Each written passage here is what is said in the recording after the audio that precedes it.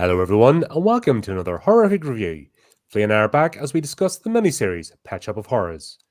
Count D's pet shop sells rare animals with binding contracts. Detective Orcot investigates strange death linked to buyers violating the terms, determined to uncover the truth behind Count D's enigmatic business. Right, we started talking about this and nearly forgot to go live because this is So I take full responsibility for that. this is an interesting one. I'm in two minds. I really am. Whether I think there's more there. I think there was more story to tell, and I think they missed the mark.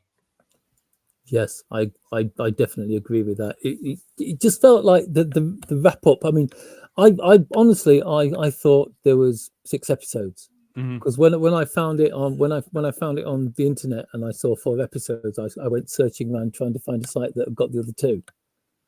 But no, it is 4 episodes, not 6, and it just feels like the last one, the 4th episode, the ending feels so rushed. Yeah, and always setting up for something else or the conclusion because they wrap up a certain way, like there's a formula. Do you think this was cut short? Do you think the series didn't land and was then cut short because I feel like something's happened? I think it was because it's like I mentioned earlier. There's so much more material. It's like there are. I mean, in English there are 12 volumes. There are 12 volumes of the manga, and it's like the 4 episodes that we've watched only cover the first 2 of those volumes. Yeah. So I don't know whether it was. I don't know if it was just. I don't know if it was like a small budget anime that was just designed to like be put out there and try and grab people's interest so they'd buy the manga, or whether or not they decided soon after production started to can it. I haven't got the foggiest idea.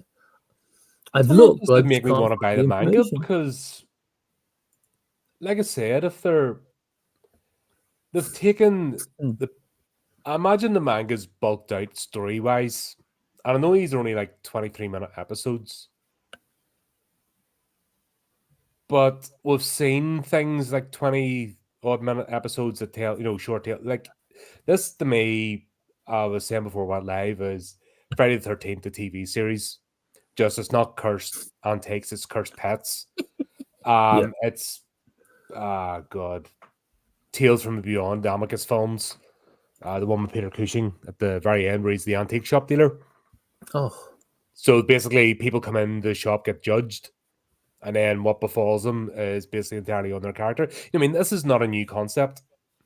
It's nothing radical or different, just being told in a slightly different way. I just don't get how they've missed the mark with it. Yeah, it's kind of weird because it's like I enjoyed the series. I enjoyed the first 3.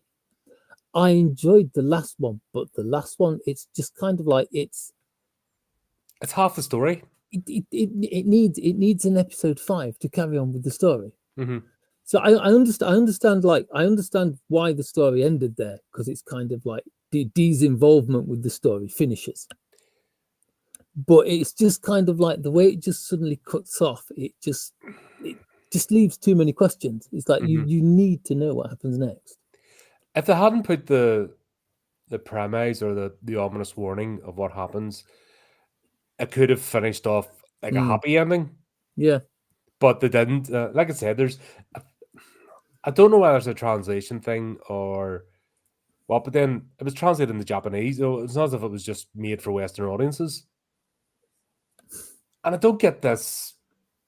Okay, it's set in Chinatown, but I thought it was Chinatown in Tokyo or somewhere. You're not the only one. Even if you look at the first one, you see the signs in Chinese and stuff. Yes, there's westernized looking characters, but they've always done that with anime. That's kind of the trope to play on. It doesn't mean anything. Yeah. So I was happy with the first 3 episodes, and by doing that, it gives it you could be anywhere sort of feel. If that makes sense. As it turns out, poking deeper, the entire thing is set in LA. Yeah. Who knew? I didn't know.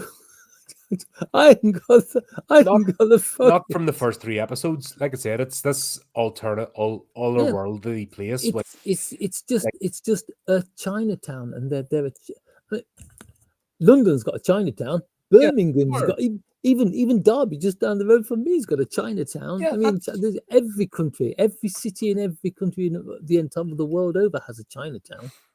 either a really overt one or not so much, but it's just, two things you'll find anywhere in the world: a Mm. Chinese restaurant or an Irish pub. That's not the issue. It's the That staple. works, It's like even with the the being in staple of Japanese. the staple of any modernized civilization. It's like the Chinese restaurant, and the Irish pub. Yeah, that's it's that's not it's the stories themselves that just feel like they've taken out the key elements or the actual, because I feel like these are moral tales. I think it deals with morality. I agree with that. Yes, it's like it's the first one. The first one especially feels that way. Hmm. And the first one's the introduction episode. Hmm. So that's where we meet Leon, the detective, the main character. We meet Count D, and we'll sort of get the premise of what the pet shop's about. And we get these hints that this pet shop is more than what it seems, which totally makes sense. It's an otherworldly thing. Hmm.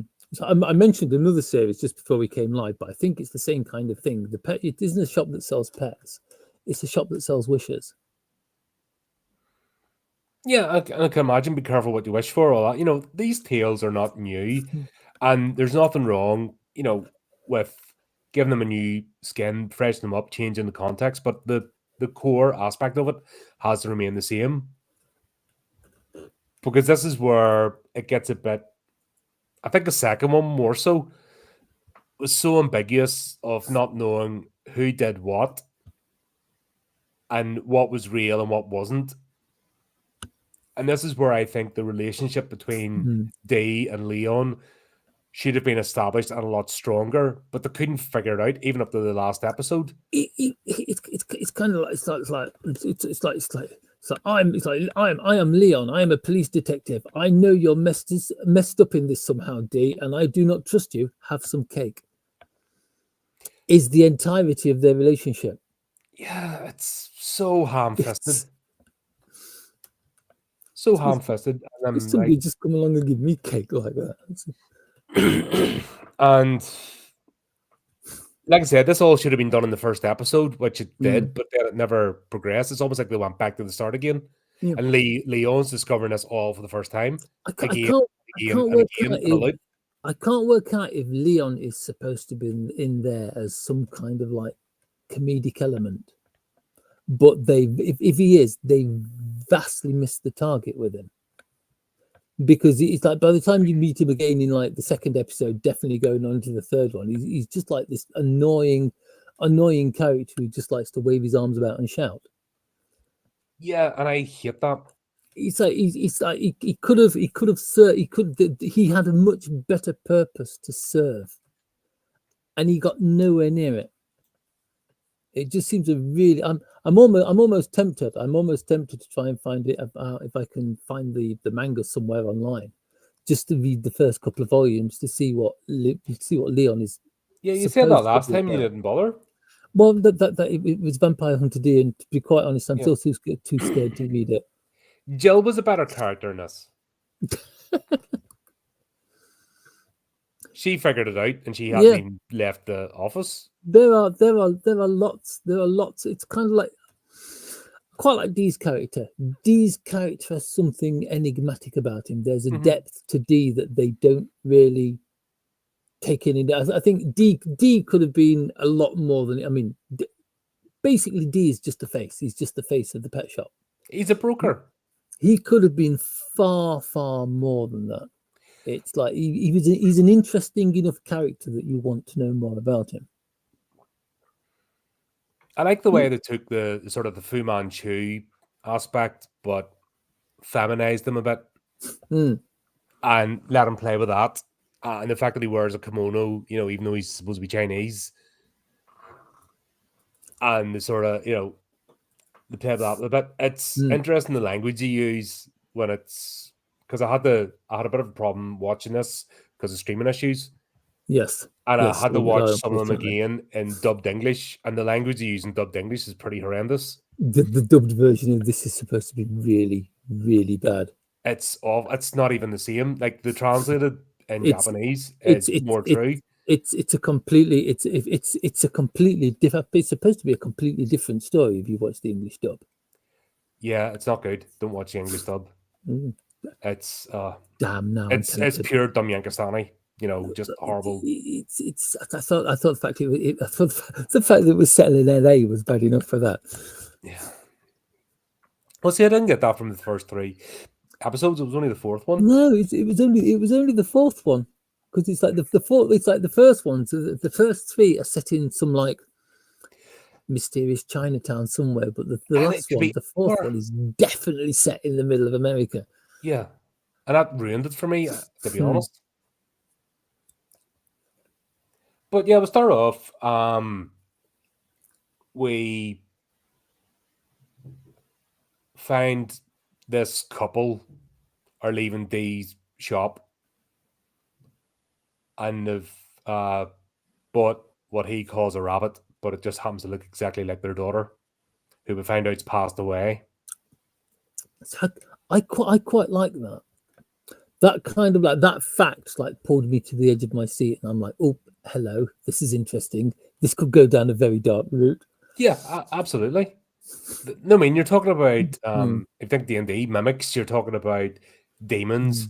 you're Yeah. talking about spirit animals, you're talking about capturing the souls of the dead in an animal body. There's hundreds of things you could road you could down to explain how this phenomenon's come to be. It's a pity they didn't bother, really, isn't it? No, and they just didn't bother. It's like yeah, it's a rat. It's not your daughter. It's a rabbit, but it looks just like it's a rabbit. It's like don't let anyone see it. Don't let it get wet. Don't feed it after midnight, Yeah. or something like that. Yeah, the three rules, it was interesting because every episode has the three rules for each pet. And everyone is don't show it to anybody else. Yet somehow everybody knows. Yeah, it's like what was it? It was don't show the rabbit to anybody else. Yep. Don't Don't burn special don't incense at all times. yeah And yeah only feed her don't, water and vegetables. yeah. So it's like yep. So it's like yeah. So it's kind of like slight Gremlins feel to it. Yeah. But then again, I like that idea because Mm, the rules and it's the more I was getting into it, the more I realized this is a pact between the animal and the owner. yes. He is just a broker. I think that fact is really, really hammered into you in the last one. Mm-hmm. And that I like, Dee's just a facilitator. Mm. The normal pet shop's at the front, but it's when a certain customer comes in, they're called to the back. Yeah.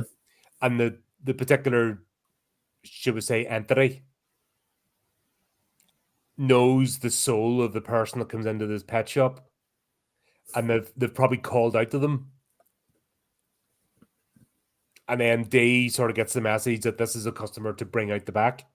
And I was all on board with that, but they never explored it. They kind of explored it more in the last one. Yeah, but it was all rushed. Because it's like the Kirin does the Kirin chooses its master. So Yeah. like when the guy's there and he's going like I want this anime, he's like I can't give you what I haven't got. I haven't got one. I'm sorry. Yeah, that's it. But because the last episode is so thrown together and like, oh, this stampede towards the end, that this should be a slow unraveling of the lore. Like this should be a season and slowly unraveling the lore of the pet shop. Leon, to me, as a detective, should understand that, like after the first episode, he's not murdering anybody. There's some sort of divine justice being meted out to the people. His job is to uncover the deeper mystery of whatever cruelty or transgression has transpired, so that in his investigation it comes to light. If that makes sense. Yeah. But they never bothered with that. Wow, I was just looking up the manga, and because it's out of print, it's ridiculously expensive. Hmm. First 6 volumes, 160 quid. What? First 6 volumes, 160 quid. Stroll on. Stroll right on. First volume of its own, 50 quid. No. For how many pages? Wow.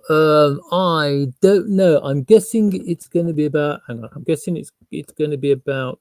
That would Oh, need to be come at on. least 900 pages. Oh, not a chance. Not a chance. It'll be something like it'll be about 200 pages long. No. Maybe a few either way. But yeah, it's like No. it's out of print. There's not many of them out there anymore. So I was just seeing if I could find some. I was just seeing if somewhere where there was somewhere I to don't read it understand why online. these companies, right, things go Tell out of me. print, fair enough. Mm. At some point, that's the whole purpose of print and demand.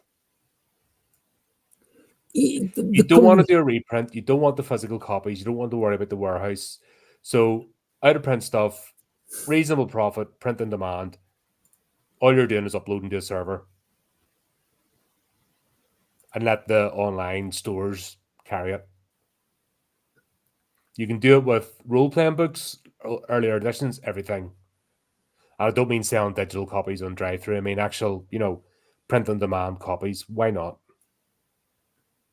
Why haven't these companies twigged onto this yet? I have no idea. There's plenty of places that do like manga online, but it's like there's no option to print it off. But if they did, I think. If people Print, don't read, comic book medium mm-mm. is not one to be read digitally. It's one of the last mediums that really do stick to physical copies. You know yourself, if you're going to buy a comic, you're not buying a digital one, you're buying a physical copy. There's something about the experience of reading an animated piece, be it a Western comic, be it manga or anime in general. You want the physical copy. You want that experience. It's all part and package. Web comics have not taken off in any shape or form. No, they haven't, unfortunately. No, because it's not the audience. It's not what you want. Mm. You're buying an art book. There's a difference. There's a complete difference between having something That's why those don't be what do you call them things that they try to sell and they never do. For people's family photographs, and you're supposed to set it on a. Oh, Do you know what I'm talking about? And yeah, stick and with yeah. your family shots. Nobody buys those things. Nobody wants that. People will buy a photograph, a portrait, and have it printed out and hang on their wall, or they'll take photographs and they'll print them at Boots or somewhere. That's what that medium demands, so to speak. Remember the thought they'd use your TV and that would be your photo gallery It, as that, a that, screensaver, and people just have their TV switched on, playing their photo it, gallery. it kind of, I kind of understand why that didn't work, because it's like no. It's like people do, they want physical media, they want something they pick up and hold. I mean, it's Yeah, like it's if you have your family pictures, you mm, don't put them on your screensaver of your computer and have that in your living room. You put them in a family frame. That's why the family frames and photograph frames are still massive. That's why you still have entire rows in department stores of frames and frame sizes and frame types and novelty frames and stuff, because people still do that. That's why the print and demand, you go to, like I said, Boots or Tesco's or somewhere, you take your phone or your USB drive and you print off what you want. High quality print. That's why that's a booming business, because that's what people want. It's the same with uh comic book medium. People want physical copies. So, like I said, just a way aside that why haven't these companies twigged on? There's a whole lucrative business there that they could make with reprinting, reissuing stuff on print and demand. So they're not out the costs of the actual logistics, if that makes sense. mm, And then they wouldn't have to worry about all the shitty new writers that are destroying their businesses. They just reissue the old stories and put compendiums and collections and omnibuses and just have a print on demand, and they'd be creaming it. it'd got to be way easier than the way it is now. But it's like Yeah, they'd be absolutely minted. like there's a big thing. There's a big hoo ha going on between Japan and America at the moment, where America is making it harder for Japan to shift manga and anime abroad, because it's like America wants everything to like sit within its own draconic idea of censorship. So Also, the fact that manga has completely destroyed Western comics. I think we've talked about this, that the used to be, obviously, American comics are yeah, now yeah, one yeah, shelf in a but comic book store, and the yeah, rest of the but comic book store is manga because it's like a hell of a lot. Most of what's coming out of like the West at the moment, so bloody two-dimensional. it's crap. It's. It's I a was going to start. two-dimensional, one-dimensional. Yeah, It's like I want stories with like I don't care what crazy things are going off in the background. What like aliens, explosives, falling anvils, idiots, giant robots, giant monsters coming out and seeing the sea. I don't care what it is. It's like at least make the characters believable, make them real people, and it's something that the West just doesn't seem to do. that's because Phil. What was it? I was going to start picking up 2000 AD again. And To, what was to, their storyline? Defund the police. I'm like, I don't want to uh, read that uh, shit. it's like If I wanna, I don't want to sit and watch the fucking news all day uh, and the same two, debate, the real world debates. I want to escape to another uh, uh, world. 2000 AD has slipped a little bit. Yeah. So there's me having no interest whatsoever Mm. in modern day comics. I'm seeing stuff now for horror comics. They seem to be making a splashback. They're reprinting old editions of horror comics.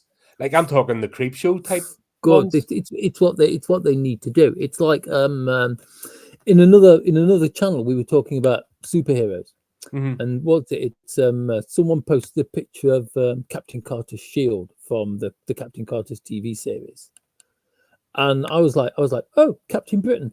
Back in the 70s, I used to read Captain Britain, and it's nothing like Captain Britain is now.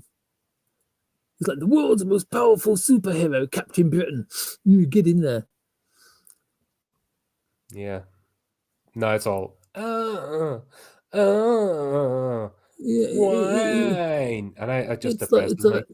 it's like, oh, my angst is doing so much, etc., etc. It's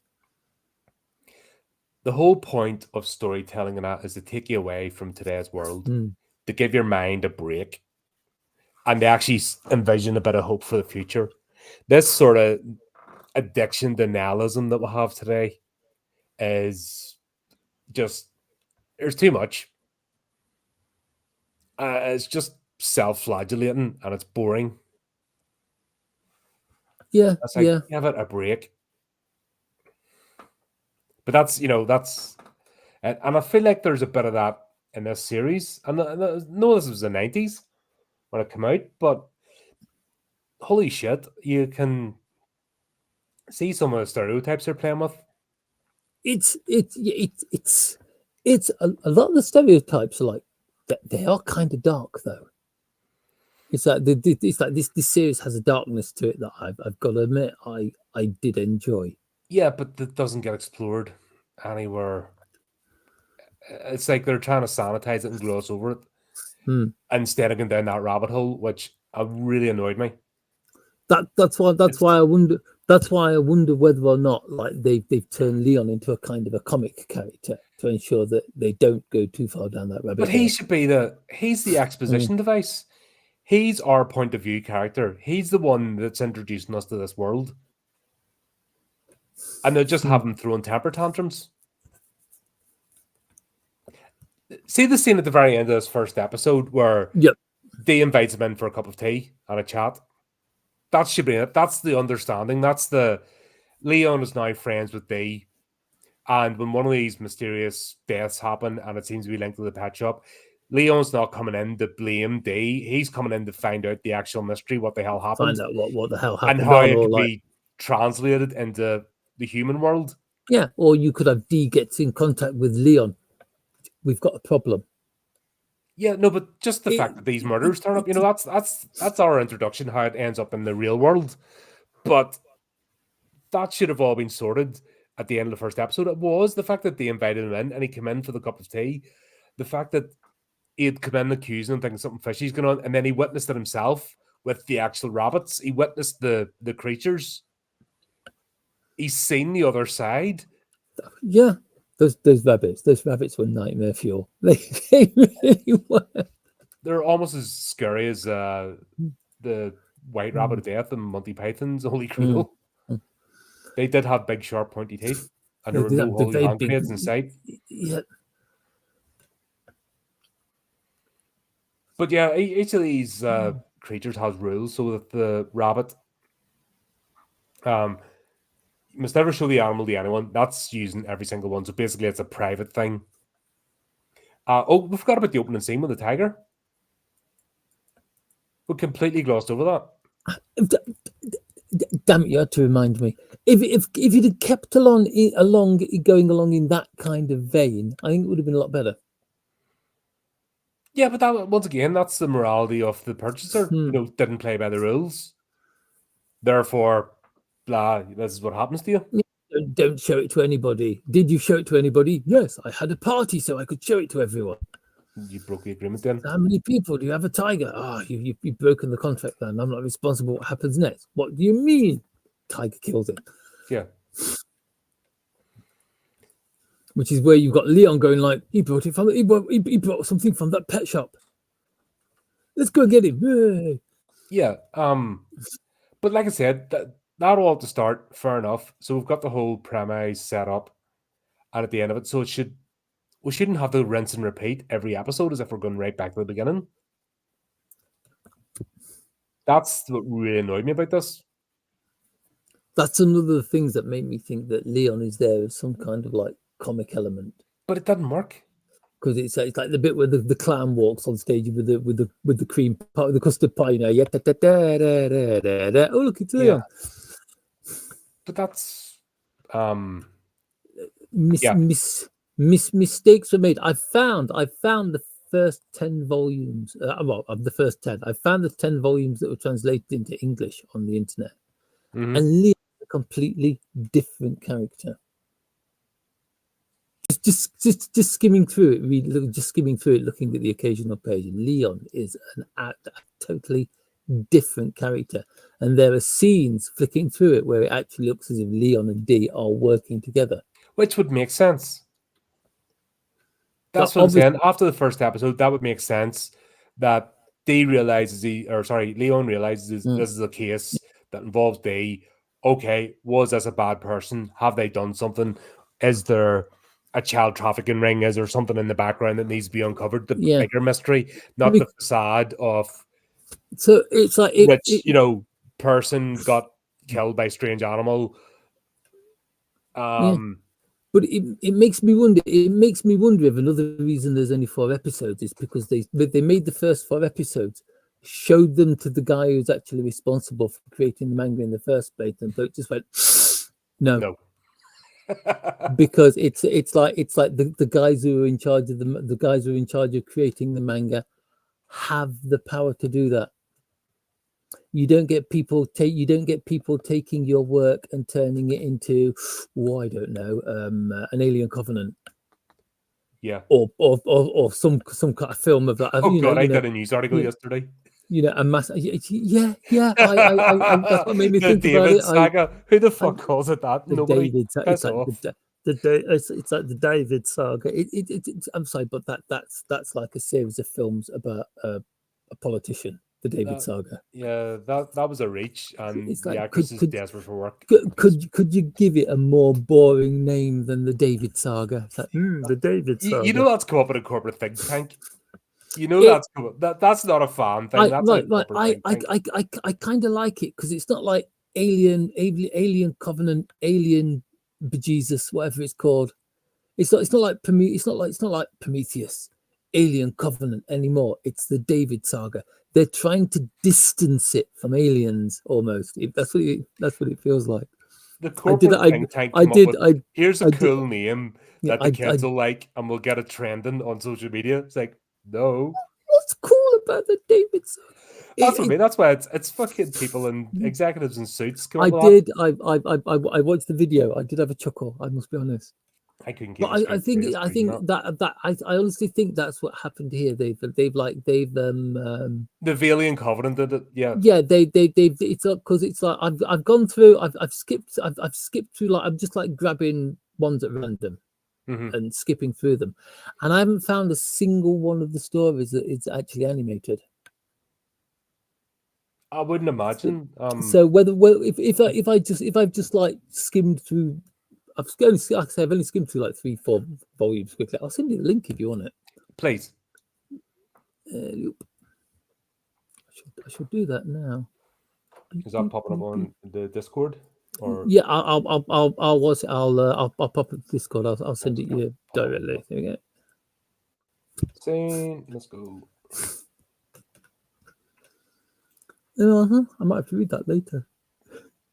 But it's just kind of like I've looked through 1, 2, 3. I've just had a quick skim through 5 volumes, and I cannot find the any of the ones we've watched from the animated Dice version. Dragon. Oh, And Dice. That sounds interesting. Let's have a look. it just seems that like the it just feels, just the bits I've read, that like, especially in like the later volumes, Leon and D are just, they kind of like they're a unit. They've Yeah. formed like they formed a team. Absolutely, and that's the way I was expecting it to go. That was Which the is, way I was expecting it to go, and it just didn't. I've said it once. I'm going to say it again. To be quite honest, right. Let me put it this way. I enjoyed it more than the last few we've seen. Yeah, well, we kind of We, it's like when we decided to do Vampire Hunt today. No offense to people who like Vampire Hunt today, but there was an almighty thunk as we hit the bottom of the barrel.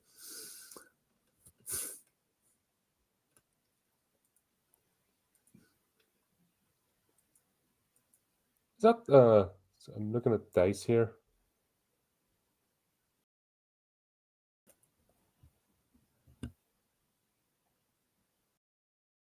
Ah, cool.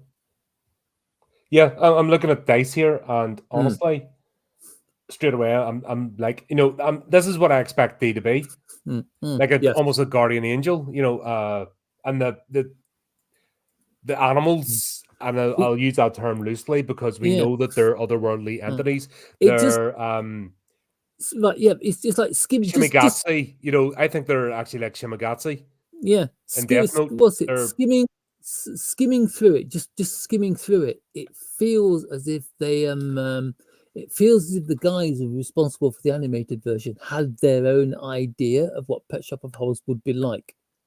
I honestly believe that's why there's only 4 episodes, because when the guy who was actually, when the person who was actually writing it, actually creating it, yeah.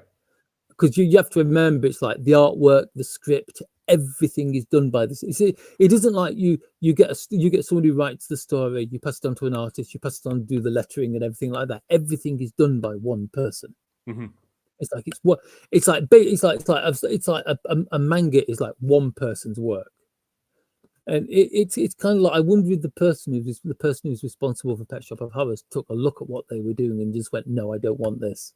What is a steaming pile of turd Yeah, that you just? they'll have released what they've made. Yeah, Yeah, they obviously that's can't part of the contract to make they some money back or something. yeah, they can't make any more without like the creators' express permission. Yeah. Which I honestly wish more countries had that, because it would have saved us from some howlers. I would also focus people. Do you remember it used to be quality, but instead this current thing of just throw anything we can at the screen and people just gobble up. Throw anything you Yeah. want at a page, people just gobble up. The stupid pay pigs. This whole idea of hating the customer is just ridiculous. Fan service, that the toxic fans, all these stupid terms. It's just Oh my mechanisms to god, hide it, mediocrity. it's like anime is full of like, anime is full of beautiful women, which is against normal looking women. There are as many normal looking people in anime as there are incredibly beautiful people. Yeah. But guess what? We Because like looking at pretty people. I mean that's just it. We've I mean, it's always like, been like that as a human. It's that whole thing of aspiring to something, and that's why they're slightly unrealistic, that unattainable goal. It's the idea of we mightn't ever reach that, but it makes you maybe want to go and walk to work or walk up the stairs instead of getting the lift. Oh, I'll maybe remove 3 of my chins, and not be such a big flabby get. But I got a minute. I walk everywhere, and I'm proud of my chins. It's I just know if I didn't, I'd have many more. It's but I kind of, damn it, I kind of want to find out now if that is the reason, because if that is the reason, it won't tell you on any of the Oh no, it's it'll like not be. It's not the mudslinging. It's that you get yeah, with Hollywood. it's like Wikipedia, good old Wikipedia, has got a really, really good page on Pet Shop of Horrors. Mm-hmm. Yeah, I'd seen that when I was looking up just to get the premises of the episodes. Hmm. But yeah, we'll get into the second episode, and that's Delicious. And we'll see the whole scene with Eva or Evangeline, falling off the ship. With the two not so innocent looking man and woman standing above her. Yeah, and you instantly think, oh, something's Hmm. going up. After watching the first episode, you think, okay, right, this is Hmm. something fishy's went on here. Excuse the pun. It's like damn, it's like she's been murdered. They've Yeah. murdered her. Oh my god. Which, this is where the story ties itself up in knots, because you're left at the end not knowing what the hell's actually happened. Yeah, it's another one. It's another one of those stories where it does a really good job of letting you know exactly what's happening right up until the last minute. Mm-hmm. So, which is a bit infuriating, slightly infuriating, slightly infuriating. But I did the storytelling that was in there was the storytelling that wasn't in there up until the last moment. What moment was pretty good. I was enjoying it. The idea that Jason, that we found out Eva had ordered a pet from Days. Now, here's the question. Had she ordered a pet, or were his actions put into the ether, made one of the entities call out that this is somebody that needs to be judged? Do you know where I'm coming from with this? Where I thought this would be that the pet shop is a method of judgment. Yeah. You weigh up the scales of your good deeds and your sins. What's the Egyptian god? Is Ra? Anubis? Is it Anubis does that? Pulls out your heart, puts it on the scales. It's Anubis and Thoth who weigh people's sins, isn't it? It might be the one that actually pulls out, before you go to the afterlife. I think that's Anubis, but don't quote me on that. Anubis weighing the heart. Yep. Anubis was a god who weighed the hearts of the deceased to determine their fate in the afterlife. So essentially, Anubis would lead the deceased to the scale where the heart was weighed against the feather of Maat, the goddess of truth and justice. And if your heart weighed up, then you went to, not the Elysian Fields, that's Greek, but similar, you went to the good place. Yeah. If it didn't weigh up, you went to the bad place. Because it does. I mean, but every culture across this planet has similar stories. That's what that's why storytelling brings us together. And I hate this idea of everything having to be Americanized. Fucking pisses me off. What do we have? We've got St. Peter who just stands there and goes like, "You're not on the invite. You're not on the list. Sorry, mate." Yeah, but if you go back to pre-Christian tales, there's loads of stuff. Oh yeah, but just going every back society, that's what storytelling does. It's us trying to figure out with our monkey brains how this world works and how we work together and don't tear each other apart. The minute we crawled out of caves and stopped beating each other over the rocks and discovered actually building a fire and keeping out the predators and creating warmth and stockpiling food and making sure we didn't starve during the winter. Once that became a thing, it's our brains that have tried to work it out. Rationalization is a terrible thing. But have you noticed how, like the first episode, Daughter, and this one, Delicious, they both seem to have kind of be about second chances? Yes. It's kind of so in Daughter, the chance was do it right this time. Yeah, the chances like don't fail your daughter, don't kill her with kindness. Yeah, and they failed, therefore the consequences happen. This was Delicious seems to be more the case of like It seems kind of like it's like you vowed to stay with this woman forever. This time, let's see if you can do it. Yeah, but also it didn't work out like that as well because Jason was in a relationship originally with. Did I put her name down? Eva Um, Stewart. yes.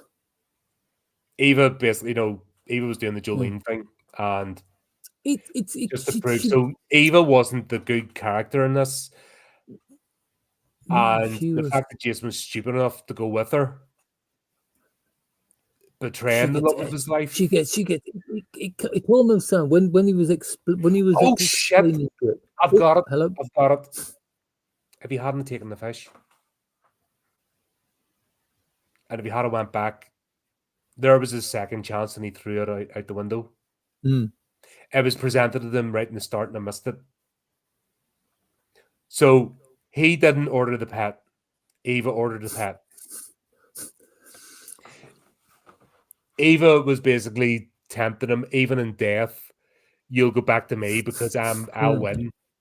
And there was Jason's Mm. chance not to take because even Dee said, I don't know what to do because obviously she ordered Yeah, it, not you. because she did, and now she's gone. It's like, but how did she know? It's like you say, there's something supernatural going on in the background. Yes, It's like there's definitely something way supernatural and darker judging controlling it morals. in the background. There's a I'm moral actually. message to these tales, but they've been done that ham-fisted that you miss it. Mm. And this could have been, oh my god! Like I just like yourself. I just flicked through a couple of pages and I get it. I get it with the manga Mm. series Yeah. straight away. Mm. See, And I'm going to be reading the manga, folks. Probably before I read Vampire Hunter. The thing with Vampire Hunter D is the fact that I got to like page 6, and what's her name is like, "Hey D, let's bang," oh, and Doris, it's Doris is like, "Hey D, let's bang" on like page 6, and I'm like, "Oh god, it's going to be just like the anime, isn't it?" yeah, you can bang me if you want. Like sort of shrugging, yeah. Oh god, that's what took me out of that first movie. It's It's like, just like, can I have a yeah. glass of water instead, Doris? It's like, thanks, Doris. She was lovely. But yeah, it's just kind of like it feels like the first two feel like they're based around redemption. And if you can either take the Mm, redemption or not, yeah, and I or think not. And but we're having to in work. the We're having to work hard to figure it out. in the first one, First one was they straightforward. The first the one I the, fir- liked. first one was great. I still think those rabbits was creepy as hell. Yeah, But but it's that's like the first one was really good, and it's like the bit at the end where the mother basically breaks down and confesses everything. yes, I thought was really good because it's like the last thing you do when you're like living skeleton of a drug ravaged daughter, drug and disease ravaged daughter, is lying there in bed with a million one tubes in and says, please mummy, I need it. You don't give her drugs. no, It's just kind of like it's one of those you stupid bitch moments. and it was also the father's fault because Mm, the mm. mother can't control herself, and she was almost looking to him to control her, But and he wouldn't do it. he just stepped back. It's like it's just kind of like it's like I think out of all the stories, that's the one that just kind of like it's a gentle punch in the face just to get you started. That story is Yeah, delicious. Delicious is a lot slyer and way more insidious about the way it does it because it's like it like you say, it tricks you at the beginning, and then after he's taken the fish back to his after he's taken the fish back to his mansion, it then unfolds the story, and it's not until you get towards the end that you realize what's happening. yeah. And then I just realized if he Mm, hadn't have taken the fish, that was the test, mm, mm. Yeah, and he if he failed. hadn't ta- If he if he had just hadn't have went taken back to his the fish, fiance, she would have everything had would him have been back. They would fine. have forgiven each other. Yeah. He'd have moved on, but he didn't. He couldn't. The star, even though Mm. he knew she was poison, he couldn't It's leave Eva alone. yeah, it's quite if you think about it, it's quite a subtle piece of storytelling if you think about it. considering some of the books that I read that are basically a sledgehammer to the face, it was a very Mm. subtle piece of storytelling. Yeah, actually, yeah, I liked it. Now that I twigged on that bit, the crux moment. Mm, It's identifying the crux moment of this. Like I said, these are classic stories of mm. you are being tested. Will you pass the test? If you don't pass the test, guess what? You're done. Yeah, it's made me think of another anime that maybe we should try. Hmm. Which there's an anime called Boogie Pop Phantom, which kind of like dropped out of nowhere because nobody had ever heard of it. Because apparently it's based on a series of books that aren't available in the West. But it's kind of like there's an event that happens during the first episode, and that event is like a timestamp, and it's like you see it's I think it's like I think it's like 12 episodes long. Hmm. In every one of the episodes, at some time during the run of the episode, you see this event, and it timestamps them against all the other ones, and it's a really clever way they've done it. Enough of that. Back to the Yep. fish. But yeah, Jason takes the fish back. He fills the swimming pool with seawater. That was a strange one. We'll go with the three rules. Don't let anybody see her. Right? Fair enough. That's Part of the call. That's every single one of them. This is your test, nobody else's. Mm. Keep her in a large enough body of water and change it frequently. Yeah. Change the seawater. I'm sorry, but I've kept fish, and you go right down to the gallon of here's a 5 gallon tank. This is how much you put in. Here's how much you add. Blah, Yeah. It's very precise, not big enough and Mm. frequently enough every 2 days. Because you have a thing with fish. They get shock if you change the water frequently. Yeah. So you have to actually. It's not thermal shock, but it's basically the change of water temperature and my nephew keeps tropicals, and I've seen him with the new fish where he kind of like opens the bag. Yeah, and you float it in, and then you gradually add the water, and you puts it in the aquarium, and then every so often he gets like a pipette and he adds a few drops of water from the tank into it to acclimatize it. Yeah. Then release it. But even when you're changing the tank, you never change it fully. Yeah. You only ever change the water partially because once again, because that shock, you're gradually changing the water. It's a whole thing. Yeah. So the fact that you just went, put it in water and change it frequently. I'm like, change it to water. We need measurements for this is a type 1 mermaid. So a type 1 mermaid needs a swimming pool. It's like here's the instructions on the water. Yeah. Bump encyclopedia. What was the? Do not let her starve at any time. That was. I was going to say, what was the third one? It was keep her well fed. It was specifically do not let her starve at any time. It was those words. I'm like, who the fuck keeps animals and even like lets them starve? Like, no. He's obviously not much of a fish keeper. Yeah. Also, it's like if you keep animals, that's the first thing, right? How much do you feed them? In fact, overfeeding's a problem with pets. That's because it's a human thing. We're all we're hunter gatherers and that, and we have this thing of associating feeding with kindness. It's just part of our thing. So the temptation's always with animals to overfeed them. That's reptiles as well. There's completely unrelated, but there's a chocolate lab a few doors up from us, and he makes 3 regular chocolate Labradors. Lovely dog, but built like an oil tanker.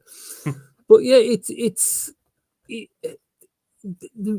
like again. It's like Gremlins. The rules are oddly specific. Yes, and I like the fact there were different rules for each pet. So that was, I like that the fact that this is a test. The rules are not so much for the pet. This is your test of whatever you've done, whatever action you've put out into the universe that it's called the other world to take notice of you. And I like those stories. I like the fact that you can do something, that's either so great or so egregious that the other realm, whatever that might be, not even heaven or hell, but spirit realm. You call out to something the other side. The whole idea of putting a signal out into outer space and something answers. Yeah, you have done something that significant that someone takes notice, and you're now part of the game.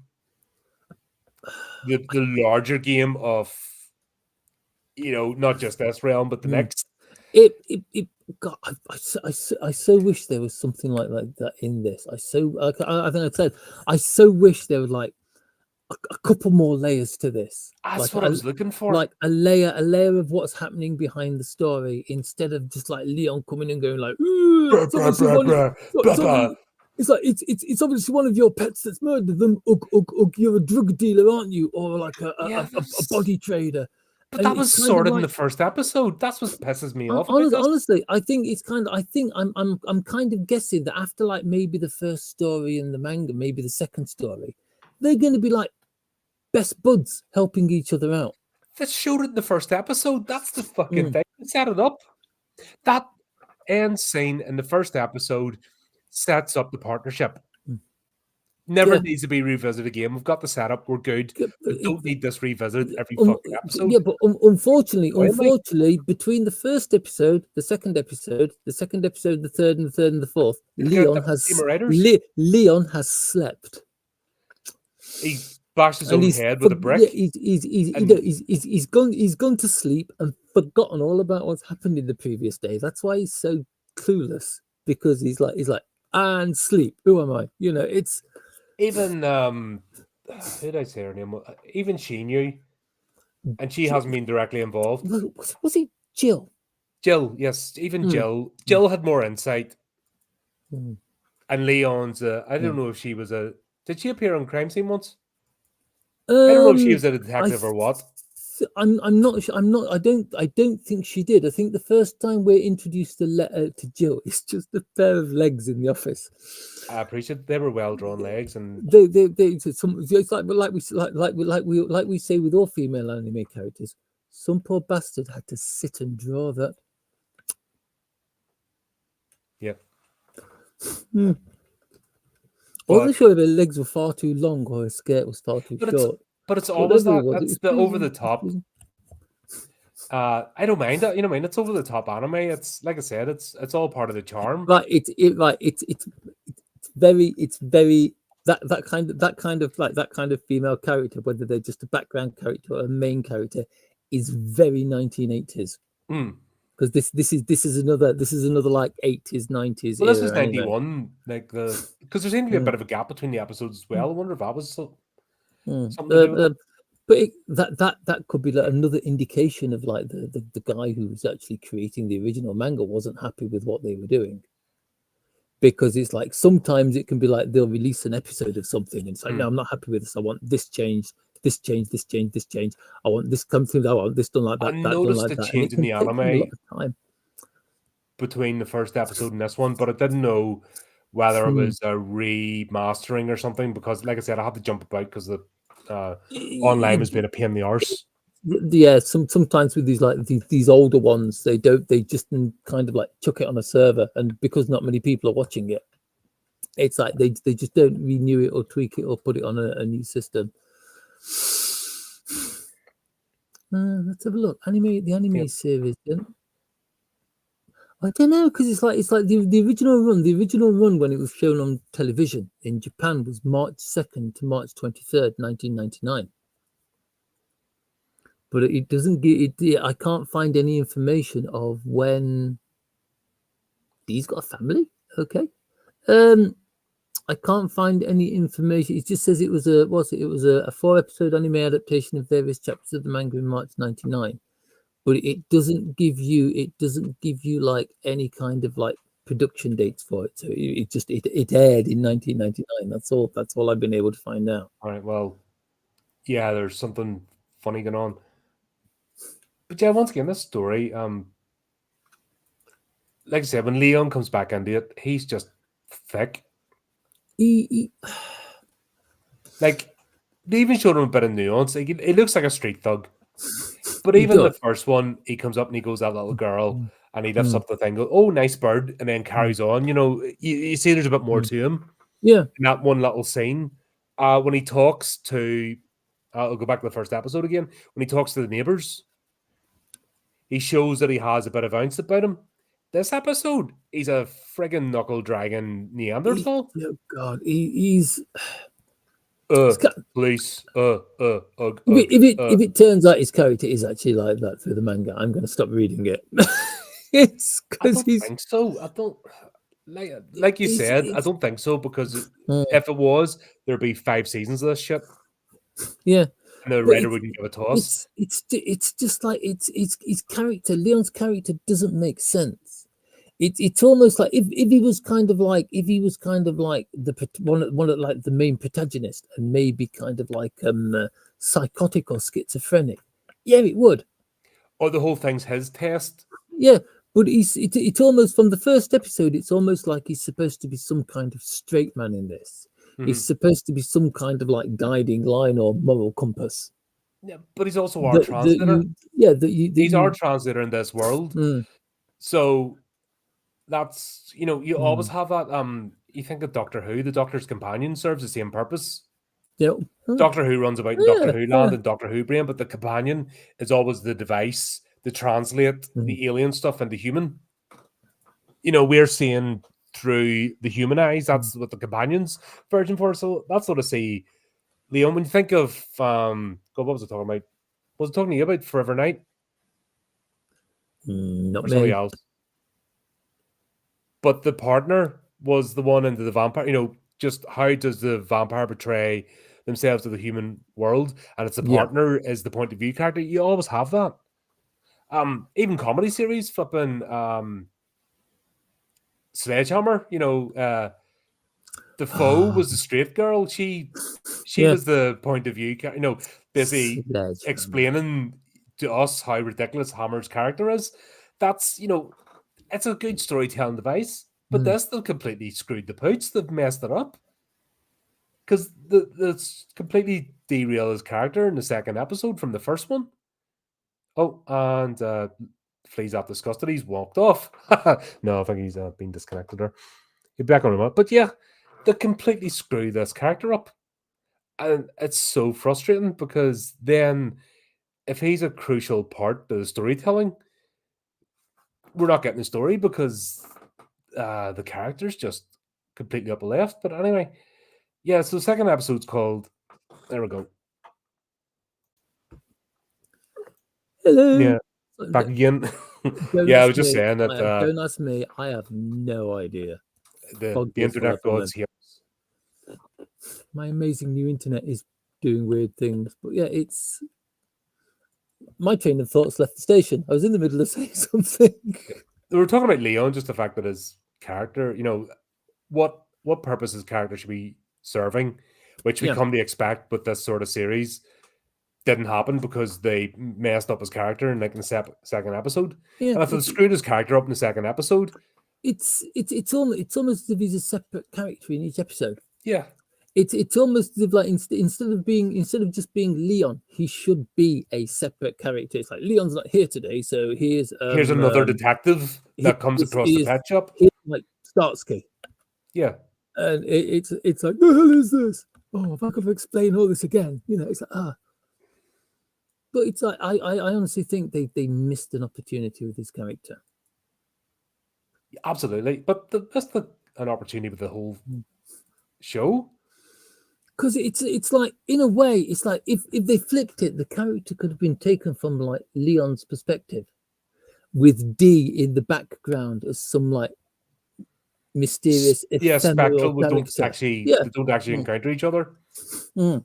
Yeah, or they encounter each other, but it's kind of like it's kind of like damn it, there was a cop show that was like it's kind of like oh, never mind. Yeah, but Because yeah, this has a supernatural police procedural, yeah, but more in the horror. I mean, it's definitely a horror show, hmm, but it's anyone that likes police procedurals, anyone that likes that sort of weird mud like X Files. Mulder and Scully start off as your typical FBI agents, yeah, but as they progress and start dealing with more of these cases, they then start get assigned these mm, cases on a regular basis. Then they become a unit that they're not going, oh wow, what's this? They're going, okay, what's the weird stuff? It's like, right then, we know what's going. It's like okay, Count D. Yeah. We know what's good. We know what's going on here. Fetch the cat Let's basket. uncover it, And from a let's different uncover it. angle. We know what was it's like, and then you'd have like Leon giving like his opinion as a police officer, and you'd have D giving his opinion as a demonologist. I mean, it's like you say, they're definitely not normal pets. It's just No, like, and that's fine. And then it's discovering that it's not actually, it's the pet calls out to the owner or the demon or yeah, the entity because, like I said, they've announced themselves to that world. yeah, which explains why my God, what's his name? Which is why Jason goes to the pet shop in the first place. Yeah. Because they would have just cancelled the order. That was his opportunity.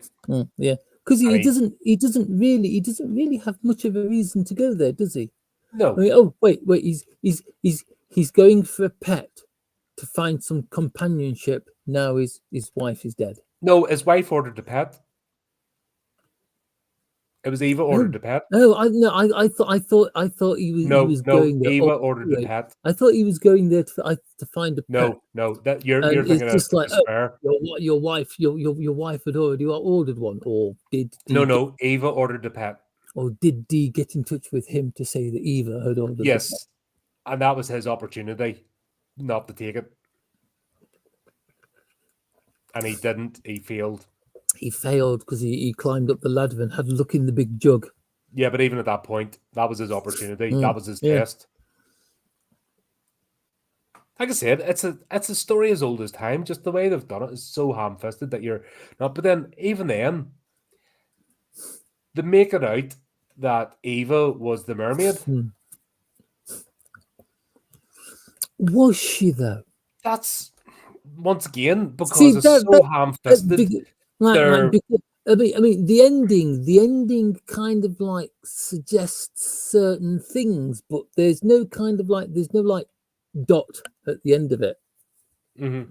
It's like it's like the first episode. The first episode has a beginning, a middle, and an end. Full stop. Closes out. We'll get the story. Yeah, this one has a beginning, a middle, and an end? Question mark. Yes. Was it this? Was it that? And this is where it falls off the tracks. Yeah, it's like right. Episode 1, really enjoyed it. Episode 2, gonna be honest, I really enjoyed episode 2, but the ending, because of that question mark, is a bit disappointing. Yeah, because it's a question mark, not a to be continued. Because that's it. The episode is finished. Boom. We shall never meet these people again, apart from D and Leon. But it's like, yeah, and I think if he hadn't put in the question mark, left that out, that the fact that this was a test, because he broke the heart of his girlfriend when he saw this. He left her for Eva, and then even when he started to realize his mistake on his wedding night, which led to the sequence of events, he had a chance to redeem himself. And he didn't. He took the mermaid home. Yeah, and that was it. Right then.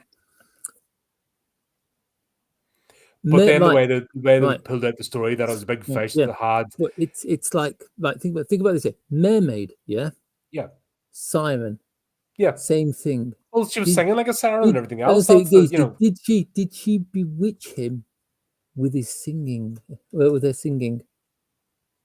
But that's because Eva bewitched them like a siren with her singing, etc. Yeah. Was he going to make the same mistake? Had he learned his lesson? No, he didn't.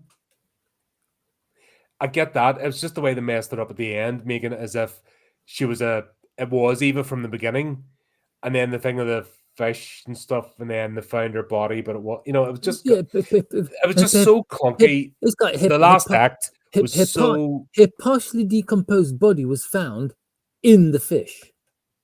Yeah, but that's where it got the. I don't know whether it's translation or what. So it's Was it's it in just, that fish yeah, yeah. that was in the swimming It, pool, it, or was it it, in the fish or some other fish? Because it they really messed up the storyline there. I take it as being the fish that was in the swimming pool, which, if you think about it, doesn't work at all. No, Because that's the bit that just makes you it's go. like why? But him just getting a dangerous fish, and flip like a catfish is even. You get a big enough catfish, and Yeah, it drags you underwater. yeah. Catfish. Alligator gar. Plenty of reports out there of catfish like taking people and children down. What do you call that series? River monsters. Yes. I mean, it doesn't have to be a shark. There's plenty of scary stuff out there. There's this big scaly Amazon catfish that grows Yeah. to be 15 feet long. Good God. Alligator gar. Have you seen those? Yeah, yeah.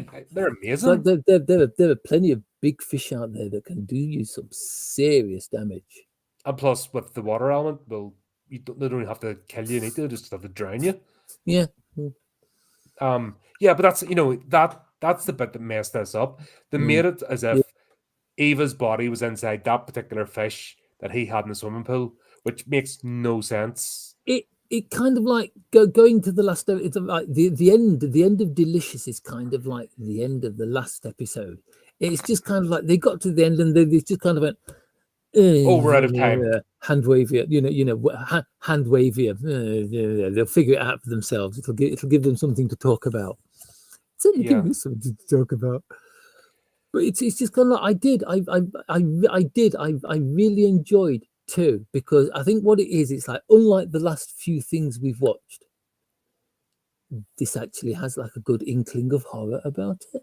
Yeah, and that's like I said, up Mm, until the final act of this mm. episode, I was on board. I was saying, right, did they push her? Did she Yeah, jump? Was yeah. there an altercation? Was it actually her that Nancy was it I that he was covering for? Did yeah, she do it? And I him trying to cover for it? We it's don't like know, but it didn't get the payoff. I've when she was talking when she was talking about when Nancy was talking about when they were on the boat, Hmm. and it's like this is how it happened. That scene did make me laugh because it's the way Eva just kind of went jumped over the railing. But then that's what I'm saying. They did that bit of the story, and then they tried to hint that she was the Yeah, mermaid that was yeah, actually in the yeah. and it just so she approached him as a mermaid.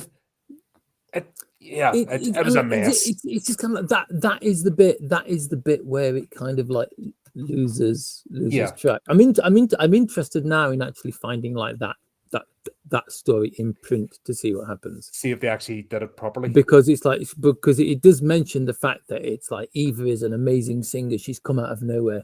She's got a voice that entrances everyone. Mm. And they And actually said that they like to come on the land Dee and play does with humans for a mention while. that like mermaids come onto land to what's it mermaid they come onto to land to find men and bewitch them. So it's Sarah like Young and so it's like what was she? Yeah, like you said, was she a mermaid from the beginning? yep. But that It, completely derails the overland plot, which was mm, really good. I Was the think fact that he let yeah, Eva steal mm, him from his actual true love because he yeah, was infatuated. He made an absolute mistake. He had a chance of redemption not to do it again, but he did it again. but he did it Hence, he sealed again. his own fate, Yeah. and that's fair enough. You know, I mean, that's his As story as as old I as was say, time. as far as morals go, what a great story! Yeah, I just think it was there were a couple of times when it was just handled just that little bit clumsily to but keep it coherent the entire way through. is that not the whole part of the human condition? If you're offered a second chance to either do something or not do something and change the course of your life, Mm, would you do it? That's you know what I mean. That is the mm, eternal quandary. yeah, And by not doing it mm, or by doing it, mm, will you make things better or worse? We always ask that question. Anybody that's lived life at all and experienced life or done anything always asks that question. mm, And it's not always the big, massive temple events in life. It's some of the maybe smaller things that lead to the temple. You're like, well, if I'd done this or if I'd done that, would have got here. you know, we all ask that. Nobody doesn't. Anyone that's even remotely self-reflective. So that's why these stories resonate. And that was enough for this, especially when they're only 20 odd minute episodes. You don't want to get too bogged down with too many bits. Keep it simple. I actually But think, apart from the last one, they did a really good job in the 20-minute episodes. It's just kind of like I wish they kind of like stretched out a few more minutes, just to, like explain a few more bits and pieces. or kept it simple. Didn't throw so many. You know, every episode throws an extra bit of the lore in, the background lore, when Leon is talking to Dee. I.e., he doesn't come in and throw a temper tantrum every time. That bit of dialogue's the useful bit to explain what the hell's going on. Can never have too much exposition. But then even... Unless it's a Ridley Scott film. Right. She breaks down and confesses what happens in the boat. And then Leon, instead of running straight to Jason's house, goes to Dee's house first. Where does he go? He goes to the shop. When he knows he's trying to say, this is... it's bits like that really take you out of it and ruins it. You know, there was a chance for him just to go straight, get that bit of the plot, and then have Dee and him sit down with a cup of tea at the end and talk about what actually happened. Episode 1 did that better because it's like Leon went to the couple's house and Dee was standing on the doorstep. But it was after it actually happened. It was after it had happened. It would have worked if they'd have used the same kind of thing and made it so that Leon went to Jason's house and met him like walking up the driveway or standing outside the door. It would have worked a lot better than him just like charging into the shop and throwing his weight. And then they explained the whole lore part of here's his choice. He made his choice. This is what he gets. And then Dee disappears. Leon deals with the police. Yeah. We get a bit more of the lore. It could have just... It wouldn't have taken much to fix this. It could have been a lot better. I think the things that we're seeing, the things that could have been better, are the things that resulted in only being like a 4-episode run. Yeah. I'm gonna poke around a bit more and see if I can find out what happened. But it's like things like that where like production companies have fallouts with the people who are writing the stories. They normally bury it. They normally don't mention it. Yeah, they don't want this. You don't air your dirty laundry in public. That's, you know, that's that used to be a thing. Not now, where everything gets thrown out there. And I'll use Scream 7 as a perfect example. That idiot Neve Taylor, or what do you call her, Neve Campbell? I'm going to be honest. I've never seen a Scream movie. You don't want to, honestly. Oddly enough, that's what people have told me, which is the reason why I never have. But they're having pay negotiations in the background, and then she decides to mudsling out in public. Oh, she got kicked out. She was kicked out of the production, wasn't she? No, that's Barrera. That's something else. No, she wasn't going to go. She didn't go and... I think it was Scream, one of them. She didn't go because the pay was insulting. They didn't respect her. That was her words out in social media. They weren't offering her what she thought she was worth, even though she's an old has-been actor. That's gonna like cement a lot of her friendships in the business. Well, here's the thing: because they were trying to basically pass the torch on to a new one to carry a new pair. That was the sisters to carry on the franchise, which makes sense. Wow. We wanted to carry on longer, but then because one of them got sacked and the other had other commitments, which they knew about but they didn't know about, it's a fucking mess. Anyway, they basically left stuck about making the next movie, so that they had to go back crawling to her and give her what she wanted. Then she posted in social media, "Oh, they respected me now," you know. Yeah, I've got the money. However, I reckon she's going to get topped. Her character's going to get topped in the movie. So she'll never be in another one. Yeah, exactly. I think they're going to give in this time, but I think she's done. It's like, ooh, justice. You don't do that. That's just bad manners. I like justice. It's like, you don't. You just like, it's like if you're in a normal job, you don't storm into your boss's office and go like, "I think I deserve more money than the rest of these losers." No, but it's not even that there. If you have a pay review, that'd be equivalent to me going in for a pay review And then if it didn't go my way, straight away posting on social media, naming the company and blah blah blah. Didn't you don't do that. Let's be honest, the way things are today, there are plenty of people who would. Yeah, but then it doesn't. It's short term game. Long It's term, you're like you become poisonous. Nobody wants to. Who like on earth is going to touch you with a 10-foot barge pole, knowing that's what you're like? it's like yeah. I might be cringing a bit at this moment. You might win this round, but you're Yeah, what I mean, you're out of the game you can because win the battle, but you've lost the war. it's silliness.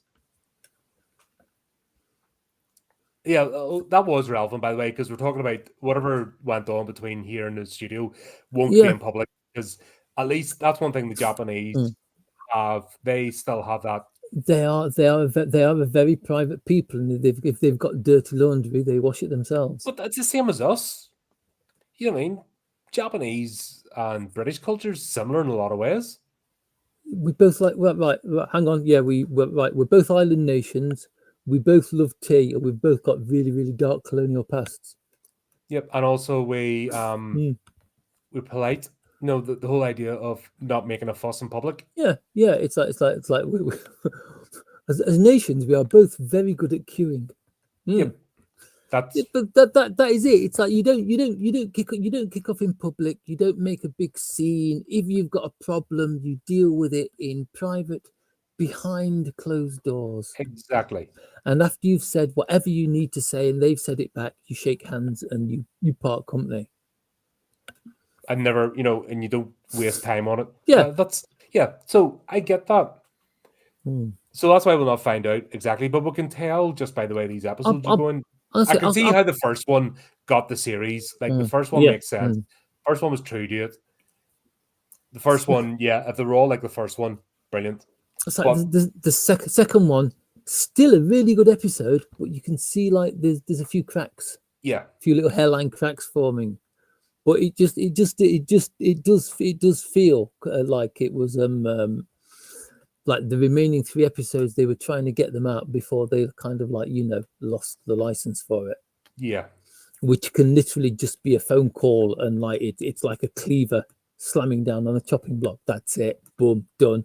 Yep. Everybody, put your pens, brushes, whatever down. That's it. We're not working on this anymore. Now the third episode, I actually really liked. The third episode was really strong. It was also kind of sad. But that was it was actually the tragedy of the things I it. liked about it. It's I tell you, I'm always a sucker for a romance. It's but it wasn't the black and white. Oh, the pet, the purchaser in this case hasn't done anything wrong. They're not. It's also going that your actions or you put it in the universe cause. That's why I said that specifically. Yeah. Your actions in this world is so strong, or your emotions are so strong, you catch the attention of something else. Yeah. And that doesn't mean that you've done something bad or good. It's just the fact. So in this case with Robin. I like the premise behind Robin's character. Is like he's an actor. He's had one absolutely massive sellout success, but hasn't worked again since. Yes. And not for want of trying. He's like literally a one-shot, one-roll. He got typecast. Yeah, he's a one-shot, one-roll wonder. That's not easy for me to say. Yeah. He's like that singer, the one-hit wonder singer. Yeah. They could fill up a club just singing that one song, but anything else they put out after doesn't land. Yeah. Yeah. But here's the thing: he's a reptile keeper. Yes. This pisses me off. No end about just in general, people's attitude towards reptiles. It's like I've had anoles, terrapins, turtles, beard dragon. Oh, she was great. Oh, I was like a scaly puppy, honestly. They're so emotive and actually trainable, and even snakes and I've worked with snakes and stuff. You know, they're Mm. amazing. They're amazing creatures. They're fascinating. Yep. But people, They've the so been hatred typecast, they haven't they? have towards them is unreal, and it doesn't help in the stupid sound effects. it's, it's the reptilian equivalent of the Wilhelm scream. Even the way he was feeding his boa, it's wrapped around him. He's feeding it a mouse, as if it was just going to sit and. I was like, he's feeding. He's feeding a constrictor while it's wrapped around him. He's brave. Yeah, Yeah, it's not the way it works. And also, it doesn't matter how well handled a snake is. For example, it's not going to eat if you're touching it or messing with it. I remember that. God, there's a clip on YouTube. There's this guy on this television show in Australia, and he's got this massive great python around him. And he's talking about, oh yeah, it's a constrictor and it squeezes its prey and that's how it kills people. And you've got to be very careful. He's telling about this snake, and he stops, and he's like, yeah, this snake's trying to kill me, and he gets a couple of people to take the snake off him, and it's kind of like, I like snakes, don't get me wrong, yeah, but I don't fancy being wrapped up in a constrictor. No, not really. Well, there's licenses, you know, you can only, there's certain different classes and stuff. Like if you're going to get like a boa or a ball python, they're not, you know, if you're talking about red ticks and stuff, reticulated pythons and that, they're you know, they're like top, or you're not going to get an anaconda, for example. You need special licenses for those. They're all beautiful animals, though. But and you just have to respect them. Yeah, they're apex predators, so yeah, they're going to act like apex predators. That's it. It's the same with any animal. You treat animals with respect, and they will treat you with respect. Or learn their body language. Yeah. So, like for example, gators, I'd die because I'm too complacent. I want to pet the puppy. I'm gonna say that's just it. It'd just be a big scaly puppy to you, wouldn't it? Yeah, I just want to pet the puppy and then I'd die because it thinks I'd do something See, wrong. I learned how to handle crocodiles and alligators off Steve Airy. What you do is you get your wife to sit on its head.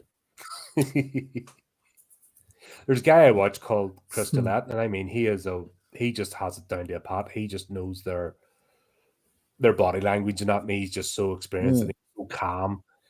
And there's one in particular that he used to work with was it an owl, but a crocodile, and he actually helped get it moved to another keeper. He worked in a park before he set up his own animal sanctuary, and you could see him working with this crocodile. And then this other idiot got it, who's like going woo woo wah, and sure enough, he gets bit. Ends up in hospital. You know, not even by the big one, but the female one that was with it. You know, where this guy Chris has them coming up, trained, sit, motions for them to put their head up and feeds it by hand, where they're woo woo, you know, and being stupid, and you can just see the difference. It's nothing to do with the animal; it's how you act around it. It's a dinosaur, for God's sake. Yeah, please respect them. Also relevant because what's his Robin is a herpetologist. He likes his reptiles. And we find out that that was the whole setup. That he's got all the tanks and stuff, and they always make them look miserable. That's one thing as a keeper as well. You make your setups as good as possible. It's when you go into. I reckon they've been to like some pet shops or something to do some research on these, because you've got to admit, it's like when you see like when you saw a snake or a lizard, you could be like, oh yes, that snake is this species of snake. It's this type of lizard, because they're all drawn really, really well. But I reckon they've been around to pet shops, and if you go into a pet shop, the lizard's normally there sitting on a log under a heat lamp in a really, really tiny but that's in a temporary enclosure. But when you build up your enclosure, you're making branches and stuff, and you're giving it enrichment. Oh, yeah, I mean, it's like you make the tank it's living in. Yeah. As interesting and close to the kind of place it would live in as you can. You're putting substrate down and everything else. You're not just putting it where, you know, that goes away. But like I said, apart from that opening scene, we'll kind of get what Robin's about. He's frustrated actor, not really got somewhere. His wife leaves him. Who I get the feeling he gets on better with his snakes and his lizards than he does with people. Well, he even says that when he goes into the pet shop. He's a regular customer. Mm. And when Dee's like, "Oh, you here for your usual pickup of food?" And he's like, "No, I'm looking for a new friend." And then he basically goes, "Oh, my I've, wife's left me." And do you know what? Do you know what that means? It means I can have I've even my more companions in the living room, or I can have them in the in the bedroom if I bedroom. want. Yep. It's like, oh, I've got just the thing for you, says D, or words to that effect. Yeah. So something calls out, from that moment. It's like, ooh, come into the mysterious back room. Down the stairs. How far? How many levels is that basement on? I don't think. It's like 5 or 6, or is No, it? no, no, Or no. is it? Here's Or the is it thing. a gateway to another world? I don't think the back of the shop's in the same dimension. It's yeah. I can go with that. I can definitely go with that because it's kind of The like front of the shop is in the physical realm. I'm When pretty you open that back door, I think you go somewhere else. I'm pretty sure I'd need to watch it again, but I'm pretty sure that every time they go through that door into the back of the shop, It's the back something of the shop different. is different. Yes. Because it's like the first time you go in, it's just a corridor with a few doors. The second time you go down, it's like there's stairs. This time there's even more stairs and branching corridors. Yes. I don't think I think you leave the physical plane when you go into the back of the shop. That's what I'm saying about Yeah, but it is. these are not animals. Damn The it! What's pets are at the front. The normal animals of this world are at the front of the shop. The minute you go in that back, you're going in the almost think of Cthulhu. Think of, opening the door to Ryla or something, and sticking your yeah? head through. I think that's what you're doing here. It's damn it! Stephen King book. What the hell is it called? Tell me about it. What happens? It's the one with the one with the shop in it. Now you've lost me. I don't think it's that old. It's Stephen King book with shop. it's like I'm sure it's Stephen King. It's all about people who go into a shop to have their wishes fulfilled.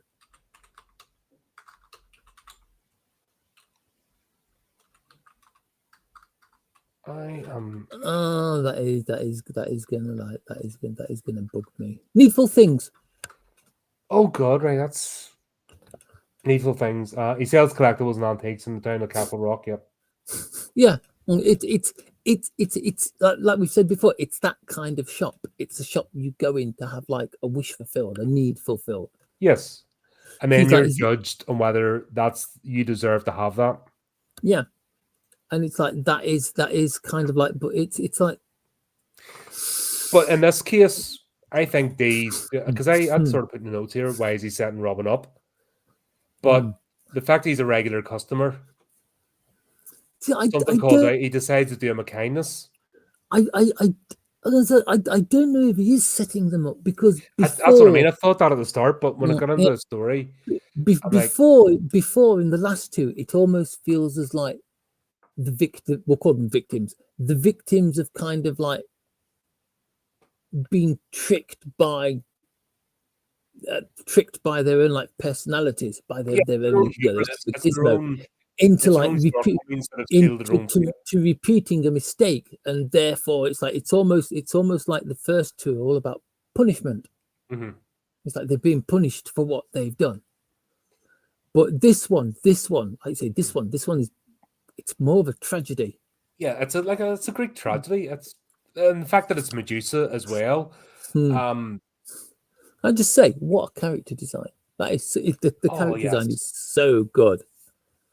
I mean, and the fact he shows her to be a reptile, he shows that it's this is a reptile. He's actually explaining.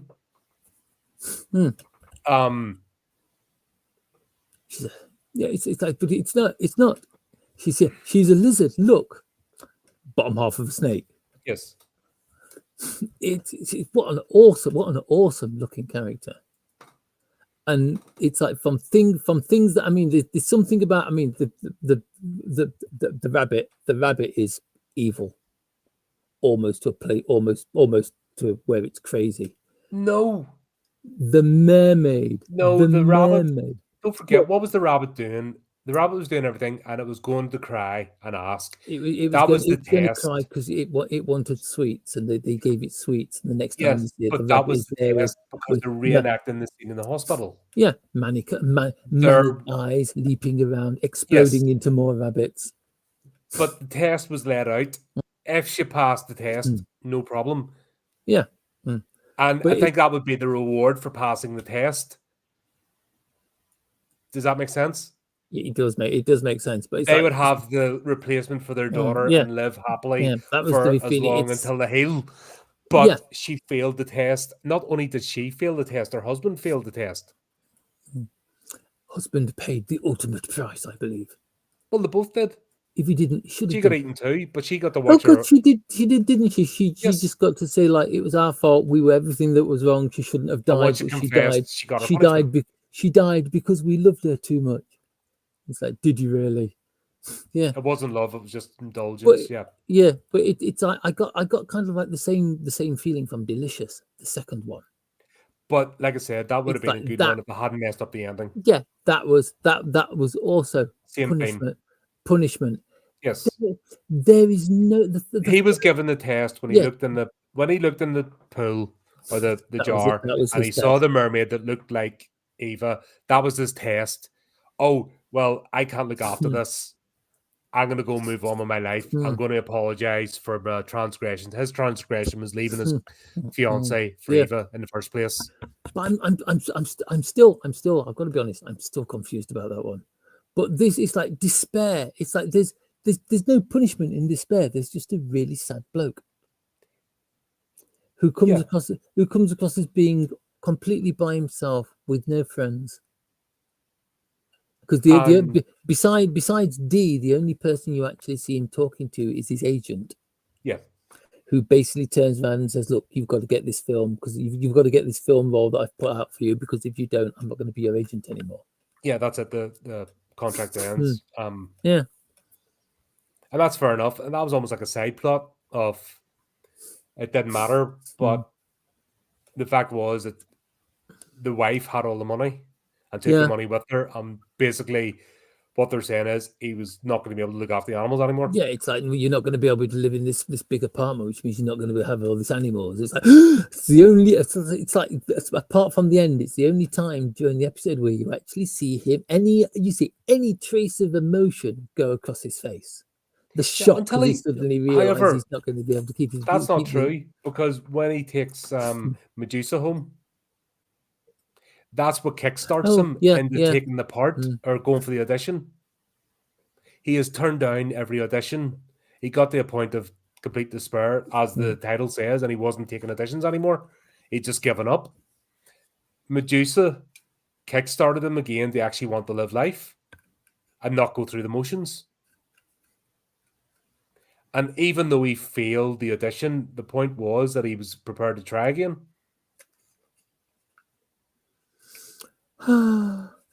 However, because it was a kick in he had actually given the best performance ever, as I said, but because somebody knew somebody, the game was rigged. Yeah, yeah. It's The yeah. unfairness of it is what brought him crashing down because now he's going to lose everything. And it wasn't because of him, it was because of the game being rigged in this case. And they weren't expecting him to try or blow things away. So the unfairness of it all is what brought him crashing down again, where the gift that they gave him was doing its job.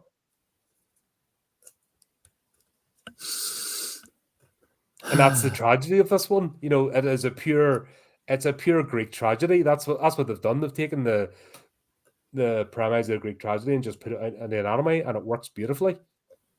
Like I That's felt it. I'm the telling you, I watched best. this now. I'm like, oh my god, ow. The best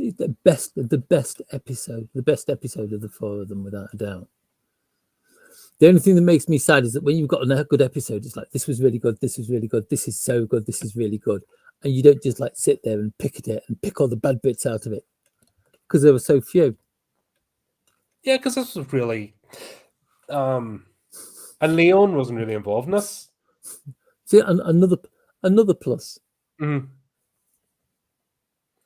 because actually Dee explained everything to Robin. It was Robin's Mm. story, Yeah. and even before the start, he explained, "Look, this is what it is," and he told the tale of Medusa and everything else, and we knew exactly what was going to happen. We could kind of see where it was going to go. What we weren't expecting was the fact that because the way he saw it, he failed Medusa. He failed his companion by failing this audition, which he didn't because it was rigged. That was Yeah. it. The Yeah. producer's partner, girlfriend, whatever, was always going to get it. Or his girlfriend was a producer or something. The other actor was always going to get the role. Didn't matter because greasy handshakes in the back rooms. There's that agents. They're like best you've ever done. Amazing. But that And was it. it's that was it. Boom. But that moment where he wants Medusa to look on him. That like the scene where he takes her mask off, and the first thing she does is like snap her head to one side and looks away from him. Just that moment right there. Just that moment right there. But yeah, that whole thing, and then it was almost like Romeo and Juliet, but better because I It hate that story. wasn't. It's like he wasn't going to be able to be in a position to love her, so he looks into her eyes and dies, and then she realizes that she can't live without him, so she takes a mirror and looks into her own gaze. And then we'll go back to the scene where basically the lizard's found on his neck. Hmm. That's because that's how it's worked out. And you're like, Because I remember the bit where Leon shows Dee the picture, and he's kind of like, "Yeah, dead bloke." No, the lizard. There's so few of that. There's so few of them left alive. And he's like, "Oh, okay, okay, Dee, tell us what's happening." this is what the series should be. It yeah. That's the sort of connection between the two of them. That's that's it. And then basically Leon's job then is to Right, yeah. translate it into human, as in the modern day human, so that the report can be filed and no further digging. Because at the end, they're standing together some distance away from the funeral, where Robin is being buried, and it's like Dee's brought that little urn with like with Medusa's ashes on the it. Medusa's ashes in it, so they spend the rest of time together. Good stuff. I like that. Yeah, and it's kind of like Robin says, Leon says something, but I can't remember. I can't. It's something like, so he just died a one-hit wonder or something like that, and he's like, no, listen. Yeah. And the entire crowd is just singing his praises of what a great actor he was. Meaning he'll live on forever. Yeah. It was great. This was great. This was what I was expecting from the whole series. If they've done this, but obviously different, different tales, different contexts. Yeah, Some are punishment, if some are redemption. Get a redemption story in there as well. Get the whole mix. If they'd done this with the first two, I think there'd have been a 4, a 5. I think it would have gone to a full series of 13 episodes. Half a season. Half a season. Yeah, but this is the one that kills it. Jewel. Jewel's got some good bits. It's like it's got some good moments in, but I honestly think once again, character design, the design of the keyring is mind blowing. This is almost like a next level creature. The other ones are simpler creatures, but this one is it's the king of beasts. It's virtually a god. This is one that commands to find that that's almost like the Omen, isn't it? Yeah. You will find the Thorn family, you'll find the next powerful family, you will bestow me upon them. It's almost that. Yeah. Where D is commanded as opposed to suggests. Because it's like politics. Of course, it's politics. I'm a guy running for president wants the keyring because his grandfather, who was also president, had the keyring before him. Jesus, yeah, but here's the thing: the Dubyangastanis, They always yap about we got away from the British because we don't want no hereditary kings and queens, and yet all they have done is set up dynasties, Pretty much, yeah, pretty much. political dynasties, Yep. business dynasties. You need, they call Yep. themselves juniors and the seconds and thirds and fucking. You know what I mean, Yep. they've taken all the worst parts of the dynasty, the lineage, and they've made it so crass and horrible and cheap and tacky. But they It's don't want nothing to do with that. But I honestly think like American politics is a really nasty business. it's It's I blame wrestling. I've always said this. I blame wrestling for everything wrong in America because that level of dumb entertainment has transposed into everything in their culture. yeah. Roided up retard one. Trash talk, trash talk. Roided up retard two. Trash talk, trash talk. Put Yes. on the show. They're best friends behind the scenes, and that sort of crap and crassness is everywhere in their society, and it's Yeah, it's horrible. But once again, the idea that they have lineages, you're this family, you're that family, you're going to be this and that, and it doesn't matter. It's just like I thought you were it's getting away from that, and you've just made it worse. You've just done. You've taken where we've had civil wars over mad kings and queens and stuff, and that, and actually shed blood to get it this is sorted true. out to a Yeah. constitutional monarchy, which works. They have taken that idea, but they've just made it so bad. And like I said, oil baron dynasties, business mogul dynasties, banking dynasties, you name it. That's it. It's kind of like it's almost American politics is almost now. It feels as if the person with the most money is the one who's going to make president. It's just I can't be annoyed with it, and that's why I can't take it seriously. I don't like talking about. Because Also, I don't it's want like actually specifics of politics, by the way, on the yeah. channel because that's one thing. Oh, fair enough. That boom. Say no more. Yeah, because Yeah. it's horrible. It doesn't matter. It's all shite, and you never win. There's no winner. Everyone just gets more angry and embittered, and it doesn't go anywhere. It just goes around the circle because that's the way it's designed to do. It's yep. Because it keeps the game going. Because there's never a clear winner and loser. The game's over, but you Yeah. have to keep it. And I just hate it. And like I said, wrestling.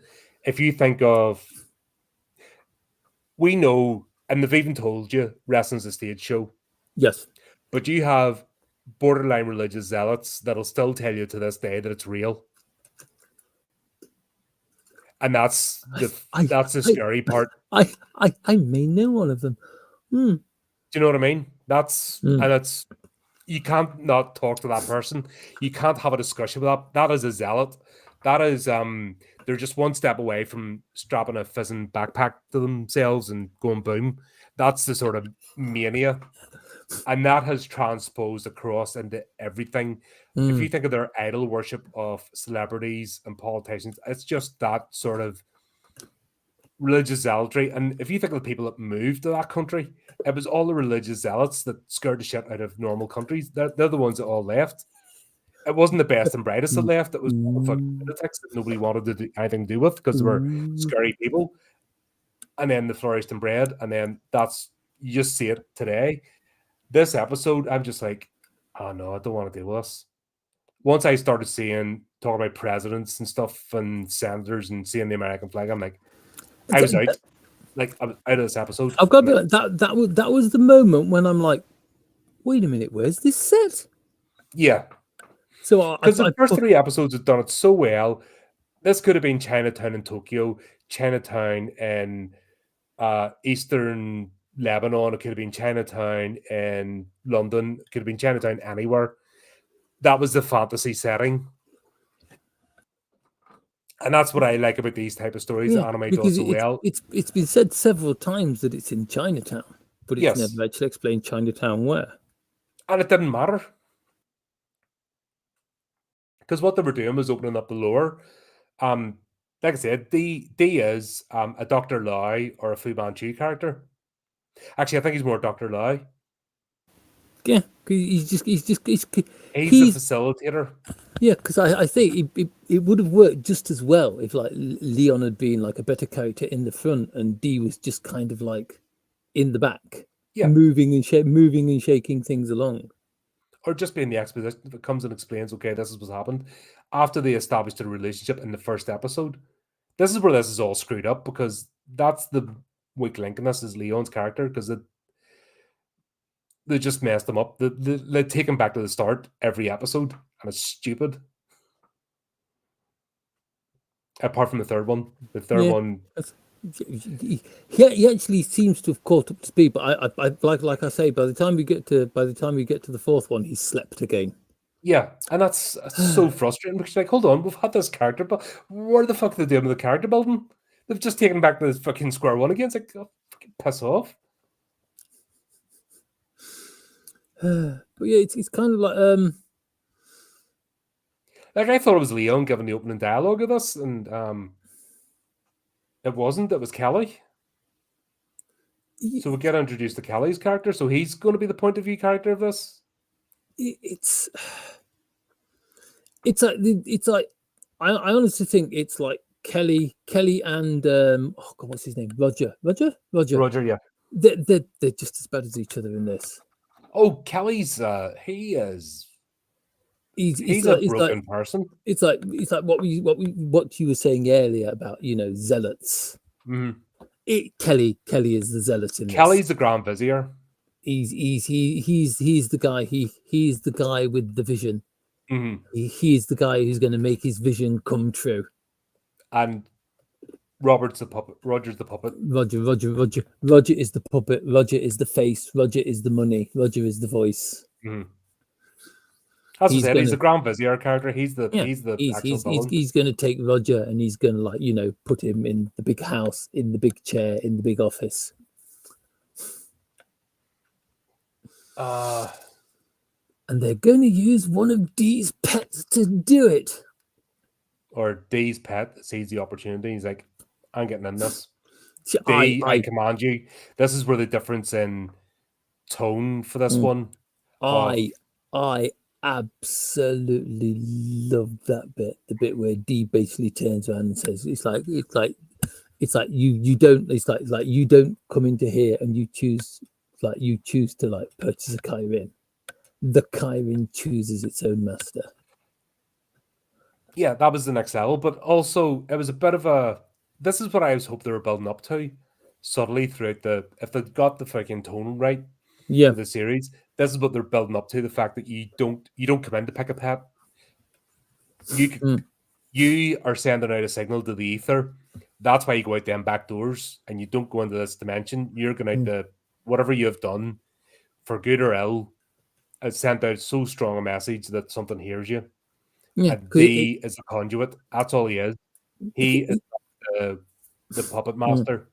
Yeah, he's just a conduit. The contracts are individual between the pet and the owner. Dee just facilitates. Because you've got to be a lot of the people you've seen so far through this who are in the pet shop don't seem to know exactly why they're there. No, especially you've got the mayor, you've got the chief of police, you've got Dee is everywhere. Yeah, but it's not. But it's like, are the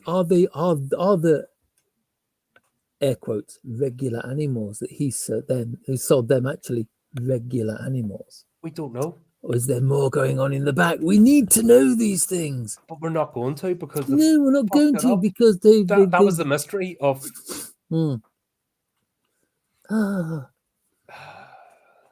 I really want to find out. I really want to find out why this only made 4 episodes. You know why? Because they've completely departed probably from the vision of the actual manga.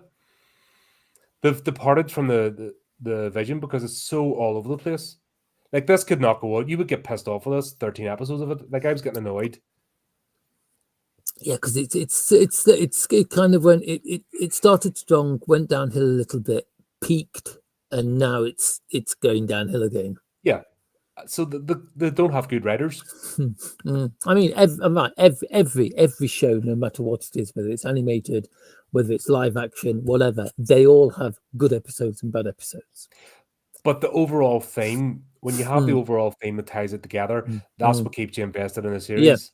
Well, it's like I think it'd have been better if the stories in this had been linked more, because it's like every episode is a standalone. So it's Yeah. like apart from that. But So it's they have the character. Leon's the yeah, character that links it, yeah. and they fucked It's his like character up. So they yeah, fucked up the links between the I episodes. was going to say it's like each episode is a standalone. So just Yes, like Leon, we start from scratch at the beginning of every episode. that's that's what they've messed it up. Ah, Right, here we go. Just what was that one I called up there? Dice. The anime. So we've got somebody. He just got a bit of a kicking. He's a down and out. It may be Leon or may not be. I don't know. But he's in the rain. He's just got beaten up. He's at his ribs are broken. He sees a cat, and his first instinct is, "Poor thing, you're all wet. I don't have anything for you. No money, no food, no nothing. I have nothing. You can have all you want if you really want it." So he's like cuddling it to keep it warm, at least, because that's all he has to offer. yeah. What's this? 2 pages in, and then D arrives. D arrives. A Reaper, at last he came for me, so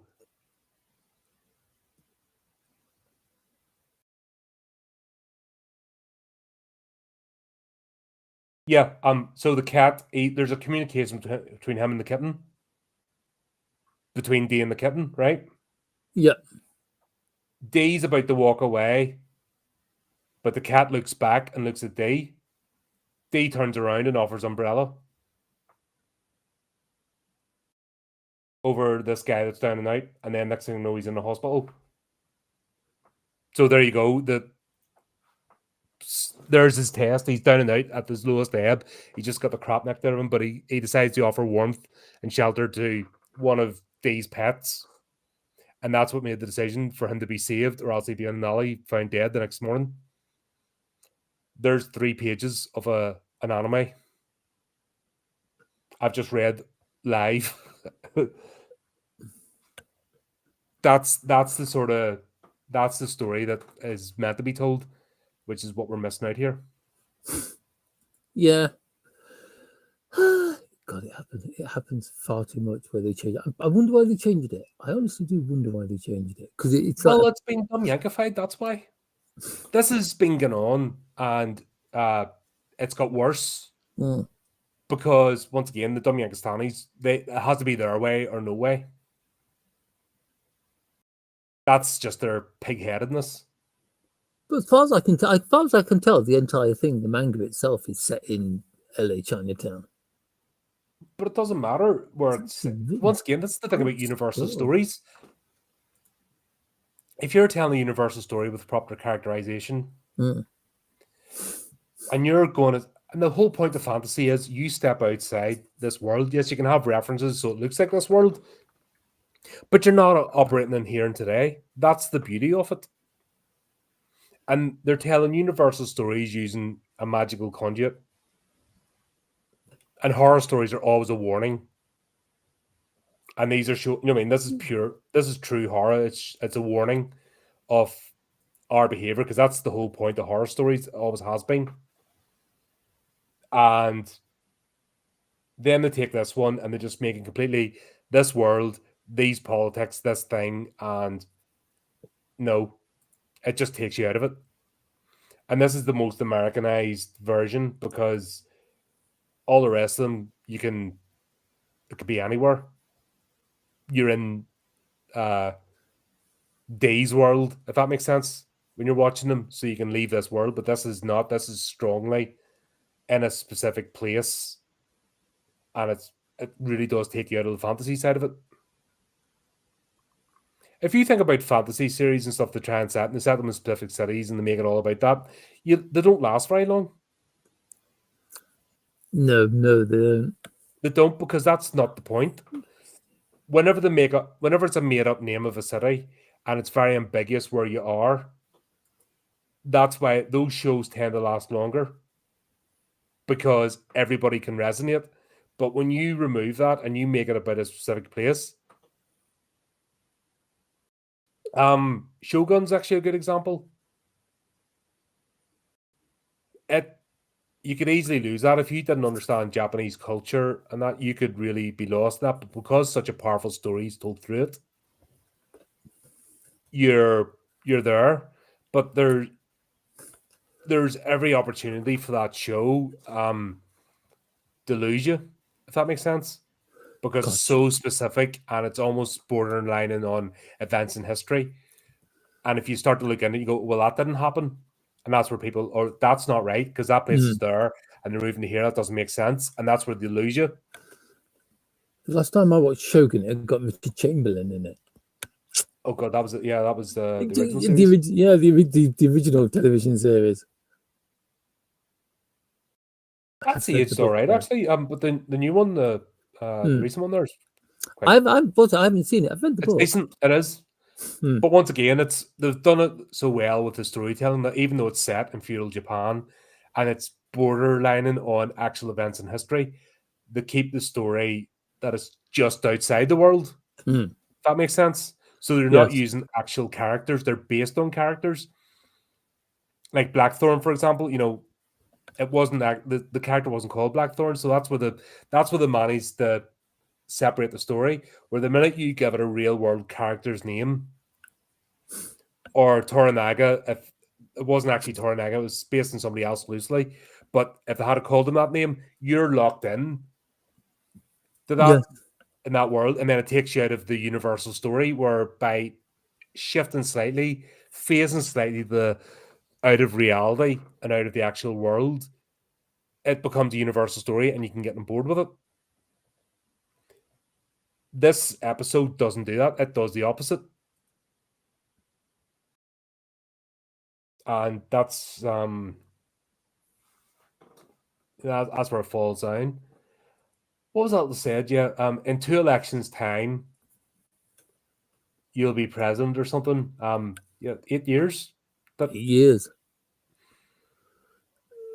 I don't know, or something about that. Maybe go Hmm. really. They're nah. I don't know. Just It, but it, straight away you're out of the because it's so specific. You're straight away when they say 2 elections' time, hmm. you instantly know if it was say in South America, it's 8 years. If it was the UK, it'd be Yeah. 10 years. It. You I think. straight away, your mind locks in to reality. Yeah. It locks in the current It's. day, and I and then when they think talk about that's it. certain It's like leaders and even. events, you Yeah. start locking into a specific year. Yeah. Then, They've dragged it. They've dragged it too far out of fantasy yeah, into reality. I mean, I think the bit where he's like listing off the various political leaders that have been helped by the Keywan yeah. in the past I was it Eisenhower or is something. is really interesting because you can just from the way he describes them, you can put names to them. Yeah, but then again, that's again, you're locking yourself in. The story stops being fluid Yeah. and becomes very rigid, and you start putting real names on Hmm. top of characters, and then you start bringing that baggage with you of what you've learned, what you know or don't know. Does that make sense? Yeah. So you're not actually experiencing the story at hand. You're instantly going through history class, news books, documentaries, all this stuff. Once they lock you in, they take you out of the fantasy world, they bring you into the real world, and you've lost your escapism. Terrible mistake. It right. How can we rewrite the story and make it better? Is the question now. Well, for a start, don't have it be an ambiguous, maybe not prime minister, but another name of It a leader. I want to be the mayor. I want to be this. maybe yeah, gangland bosses. Yeah, or just some sort of leader of something. A conglomerate, a company, making it a company CEO. Something, the minute you put president, the minute you put prime minister, you're straight away locked in. And the minute you put a particular country, you're locked in. and everything that goes along with it. And that's straight away, that's a weight on top of this, pulling you off the story. I just don't think this one worked. I think it was too high stakes for the type. If you think about the stories to this point are very personal. Yeah, every single this one very localized. This was world-ending event type, start a war or the apocalypse, which was like 4 episodes in. This should have been an end of season 5 cliffhanger. Yeah, not an episode 4 of the pilot series or part 1 of the finale. Well, that's what I'm saying. It definitely needs another episode after this. Season 6, you know what I mean? You should be that far in that you understand. At this point, Leon and Dee are the same team. We know what the pet shop's function is. We know what the back doors signify when the back doors open. We know that there's a mixture between justice being meted out or sympathy being offered. There's also punishment and redemption. So because we've seen no redemption arcs in this. See, that's another thing that makes we haven't experienced a redemption arc. Nobody has redeemed themselves in this series so far. We're only 4 episodes in, and we're going to a fucking world ending post-apocalyptic event. No. It's almost like, right, we're going to lose this, so we've got to go big on this last one. Yeah, make everyone go, oh, we have to know what happens next. But no, it actually had the opposite effect. It's kind of like, I kind of would like. Where do you go after this? Like, say they did another episode after that. Where do you go? You can't go back down to, once you go to world-ending event, what do you do?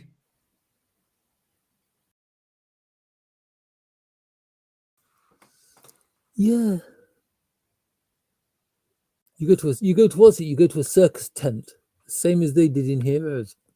And then you never recover from it. Never watched that. No, like I said, I don't do TV because that's why. It's just, yeah. But I can't. It's like it's.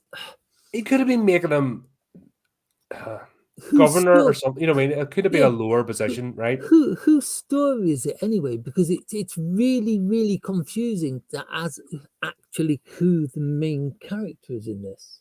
Because, well, I think it's meant to be Kelly's story. Because it's like Kelly and Nancy come in, and it could be Kelly, but then it could also be Nancy. Yeah. Then it's like Roger gets involved, and it could definitely be Roger's story because he's kind of like the power player in this. And it's Kelly really reveals himself to be a bit of a nut job as far as Roger and Roger's push for government is concerned. Nancy's just like really, really unhappy and doesn't want any of this and just wants a house with a garden and a small family. But yeah. And in fact, when Kelly took over Roger, he could have just went, do you know what? None of this is important. The family part. But the thing is, as well, the fact they're playing porn bass. You know, fucking it's like, Pornhub music like over somebody didn't think that one through. I'm just going, what the hell is this? No, this was a mess. But I do like the bit. I thought the bit before then where they were trying to stop the bus with the car. That was ridiculous. It was a bit silly, but I did like the bit when they're basically lying there, and the Chiron appears and comes up to Kelly and says, "What is your wish?" Doesn't ask Roger what his wish is. No. Doesn't ask Nancy what her wish is. It chooses to ask Kelly what his wish is. And he comes out with this wish about how he wants like Roger to become president, and he wants Roger to lead us into a world with like no war and no hate and all that kind of thing. And then he stops and he just kind of like, no. What I really want is to see Nancy smile. And that would have been a good That would have been a good story. It was just it would have been a good story, but it would But only to have put taken the like bit that five every time minutes the to Karen tell. approaches a world leader, they end up being a homicidal maniac and butcher everything. So the Mm, setup, if I had left that bit out of it, yeah. this would have been a good story. But then they set up this whole massive cliffhanger of Mm, basically Kelly's going to cause World War III mm. now and launch nukes. And you're like, really? It's just a really weak ending. I don't, I You don't build the know. Karen up too much. The Karen was Mm, too big a character for 4 episodes in. mm, For mm, this, it was mm, just, it could have been another pet, just the fact that it grants wishes. Another demon, another mm, Shimigami, whatever they want to, whatever they want them to be. It could have just been another one of those. And that was just basically mm. Kelly being honest what he wants his wish. So therefore, this could have been a redemption arc. This could quite easily have been a redemption arc, apart from the, oh, we're going to cause the Yeah, apocalypse now, because but that's my it doesn't. thing. It doesn't. Right. What I think. What I think happens. What I think happens is that Kelly/Roger will drop out of politics. That would have made sense, but then because of the setup. It did. It did. There's no. The biggest. I think the biggest problem with this is that, like, overall, the problems of this episode have the biggest problem is the fact that there's no conclusion. It's like Yeah. it's like this it's like in the beginning there was a man. The man went. It's like the man walked down the road, and then the story ends. Yeah. What happens then? See, that's it. The end. There's no end to the story. It Because cuts they off have half. the ending scene of this is the White House, so they're basically saying that he's become president, so therefore the Karen, he's going to cause World War III, and the Karen's involved, and this is the cycle. And you're like, huh? No. It's not direct enough. It's a Not. mess. There's too much thrown in for a 20. Once again, it feels longer, this episode, but it's only 20 odd minutes. It's if they'd have kind of like split it up into like another episode, maybe 3 episodes, it would have made more sense. But that's another thing that makes me think that this was halted in production, just because of the way everything is suddenly like slammed together. But the fact that they're going to this level 4 episodes in is ridiculous. I think it's kind of it could be it's kind of because that production's being wrapped up on this. Oh my god, we're gonna have to do the grand finale now, because it just feels it's kind of like it's episode 1. Nice story. Contained. Has nice story contained. Sets everything up. Yep. Second story also Mess. contained. Few But cracks, but also a good story. Despair, fantastic story, in a slightly different vein to the two that have come before it. But it and then there's just this kind of like it's kind of like, then there's just this like this humongous great elephant standing in the middle of the room that is the last episode, which is completely different to anything that's come before it by a huge margin. It just feels as if the last episode was just kind of like crashed together and slammed in place to give some kind of like big ending to the series. Yeah, I was really annoyed by it. It just too big of an idea, too fast, when these are meant to be very personal stories. And yeah, just I didn't feel like this should have been a redemption story. The fact that Kelly then basically takes over as Roger and gets to redeem him, gets to make Nancy happy by setting aside all the stuff and just concentrating on being a family and stop being the power player and the playboy and the womanizer, blah blah blah blah blah. That would have been fine. But this stupid big massive plot of I pick a leader and the leader will bathe in baths of blood and this is the way it is. and then just to leave that hanging. They sold us short. I what's it if these are based on like stories from the book if these are based on like stories from the books themselves, I'm gonna try and find this one, but it's like there's 8 volumes that haven't been released in the West. I'm gonna try and find it though because I want to know. This was interesting. I'll tell you one thing. It was interesting. At least there was. I really enjoyed it right up until that last episode. It just felt kind of like they let go of the steering wheel and veered off Just course. like the car was trying to stop a bus because that's going to work.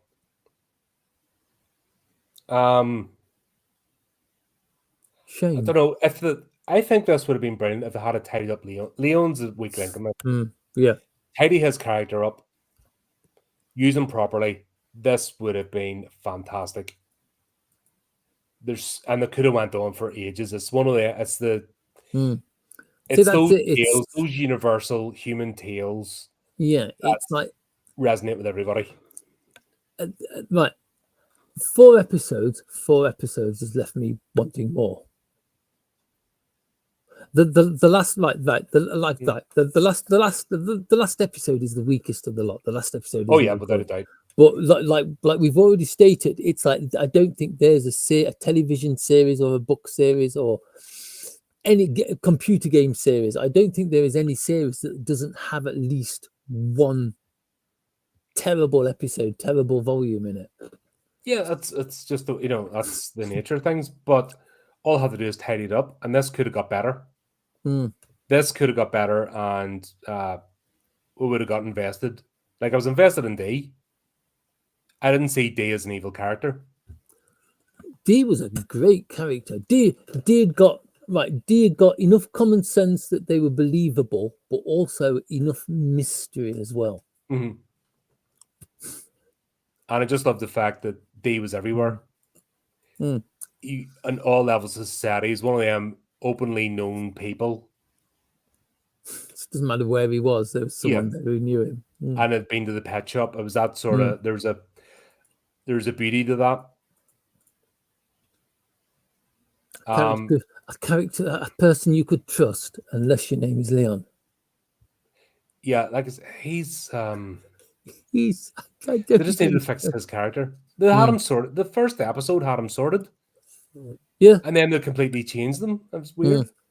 Like I say, it was like in the manga, I reckon it's going to be the first volume, maybe the first 2 volumes before him and D actually set down and become like Crockett and Tubbs kind of characters. Oh, that whole thing with the bakery as well. He goes to the exclusive bakery that only makes 30 of a particular type of pastry during the day. That he has to queue up all day to get. From early, you have to be there from like first thing in the morning. Yeah. To get one of the 30 pastries. But he just happens to do it mid-afternoon or something. Yeah. It's like because D likes sweet things. No, but that I get the like sweet things and I'm doing it, but that's the friendship. Do you know what I mean? Yeah. That is something where I really need your help this time. You've went and got me this. Yeah, because it's like, what would you do if it was just a regular thing? Nah, search warrant. It's so that was wasted. All of that was wasted because it was just slammed in there. It's like somebody got a brick and went, I think there's a couple more times during the 4 episodes where like Leon turns up with like something from the local cake shop. But that was a good. But it's by the time you get to the second time you see it, it's almost as if it's become an in joke. It's like he wants to talk to D about something, so it's like he's sweetening the way with some cake. But it's the same with D turning up with the tea, and he actually brings tea to the police. That was it. He turns up into the police headquarters. Hold on, civilians aren't meant to be in here. It turns out he knows the chief inspector because the chief inspector has a puppy or something. Chief inspector's brought a pet off him. That was the sort of that. They're the later moments that show how the friendship happens and shows the reach that D is powerful, but powerful in the right way. Yeah, unfortunately, though, Leon forgets to take his pills in the morning.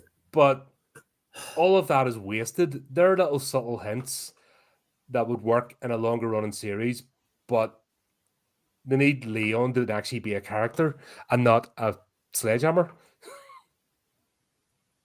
that just smashes through the plot. I am so going to read this and find out what happens. I'm going to finish that story that I've called up because already I like it. I'm only a couple of pages in. Now I'm going to start that one. I'm going to finish it off after the stream because I think I get that's what I'm expecting from this series, and I just didn't get it with the TV show. They were starting there, but they completely messed it up because they were so clumsy. I think it's clumsy. It's clumsy writing that's ruined us, and why it only got 4 episodes and no further.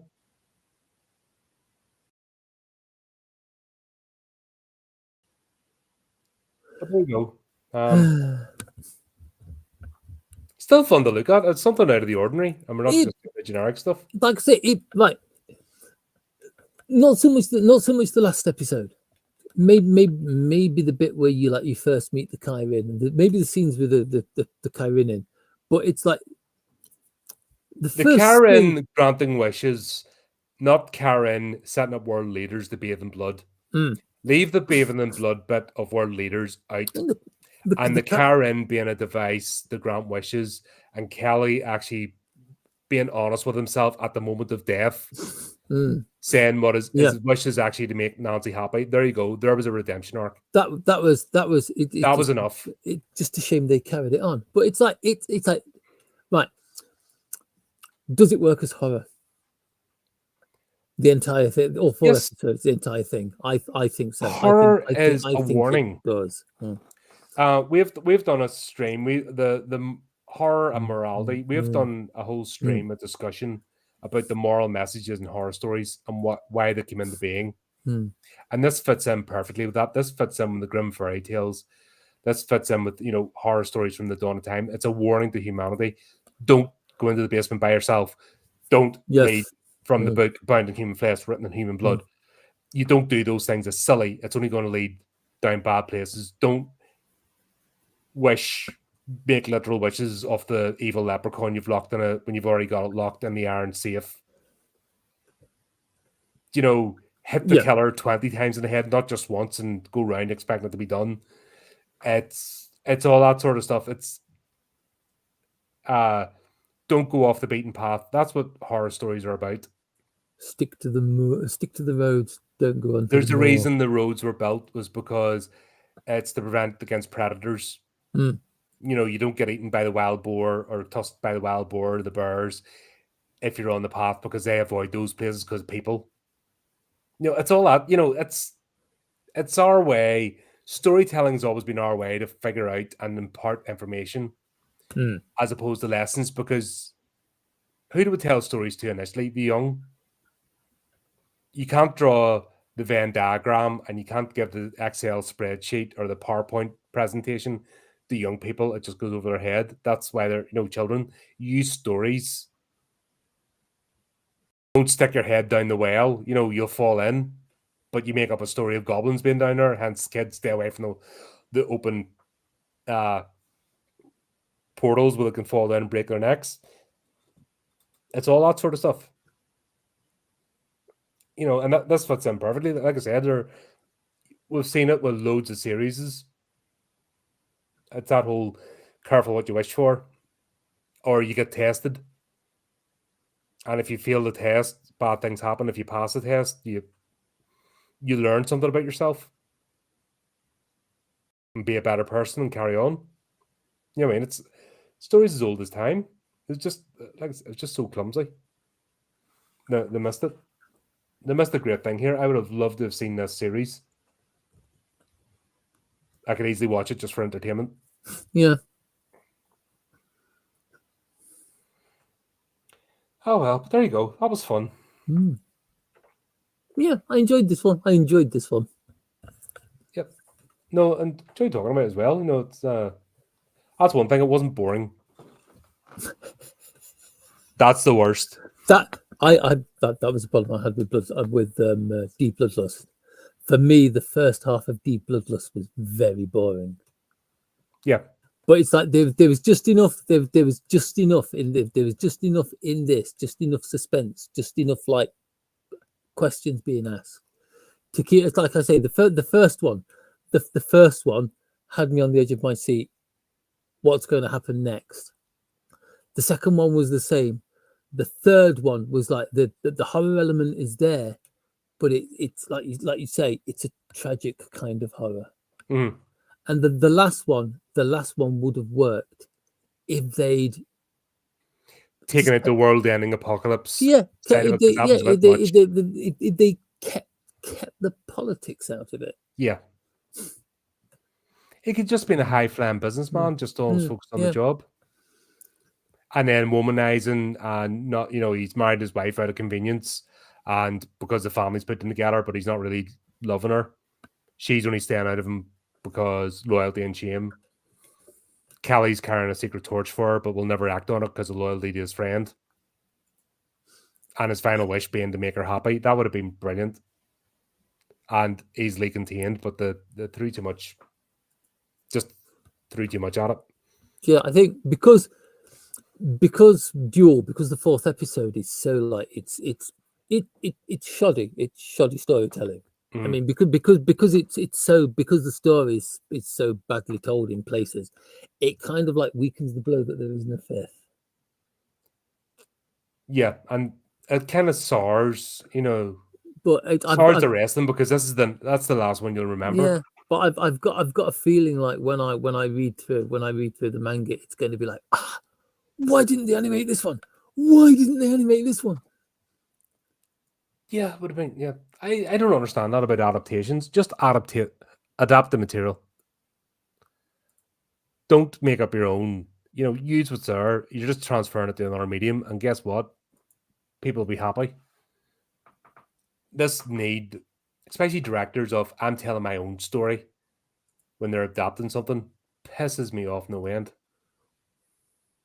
I don't like that book that's sold millions upon millions of copies and people have loved it for decades. I don't like it because I'm better than it. So I'm going to write my story, but I'm going to wear the skin suit of this one. Yeah. Piss off, you arrogant prick. If you're so good, write your own fucking story.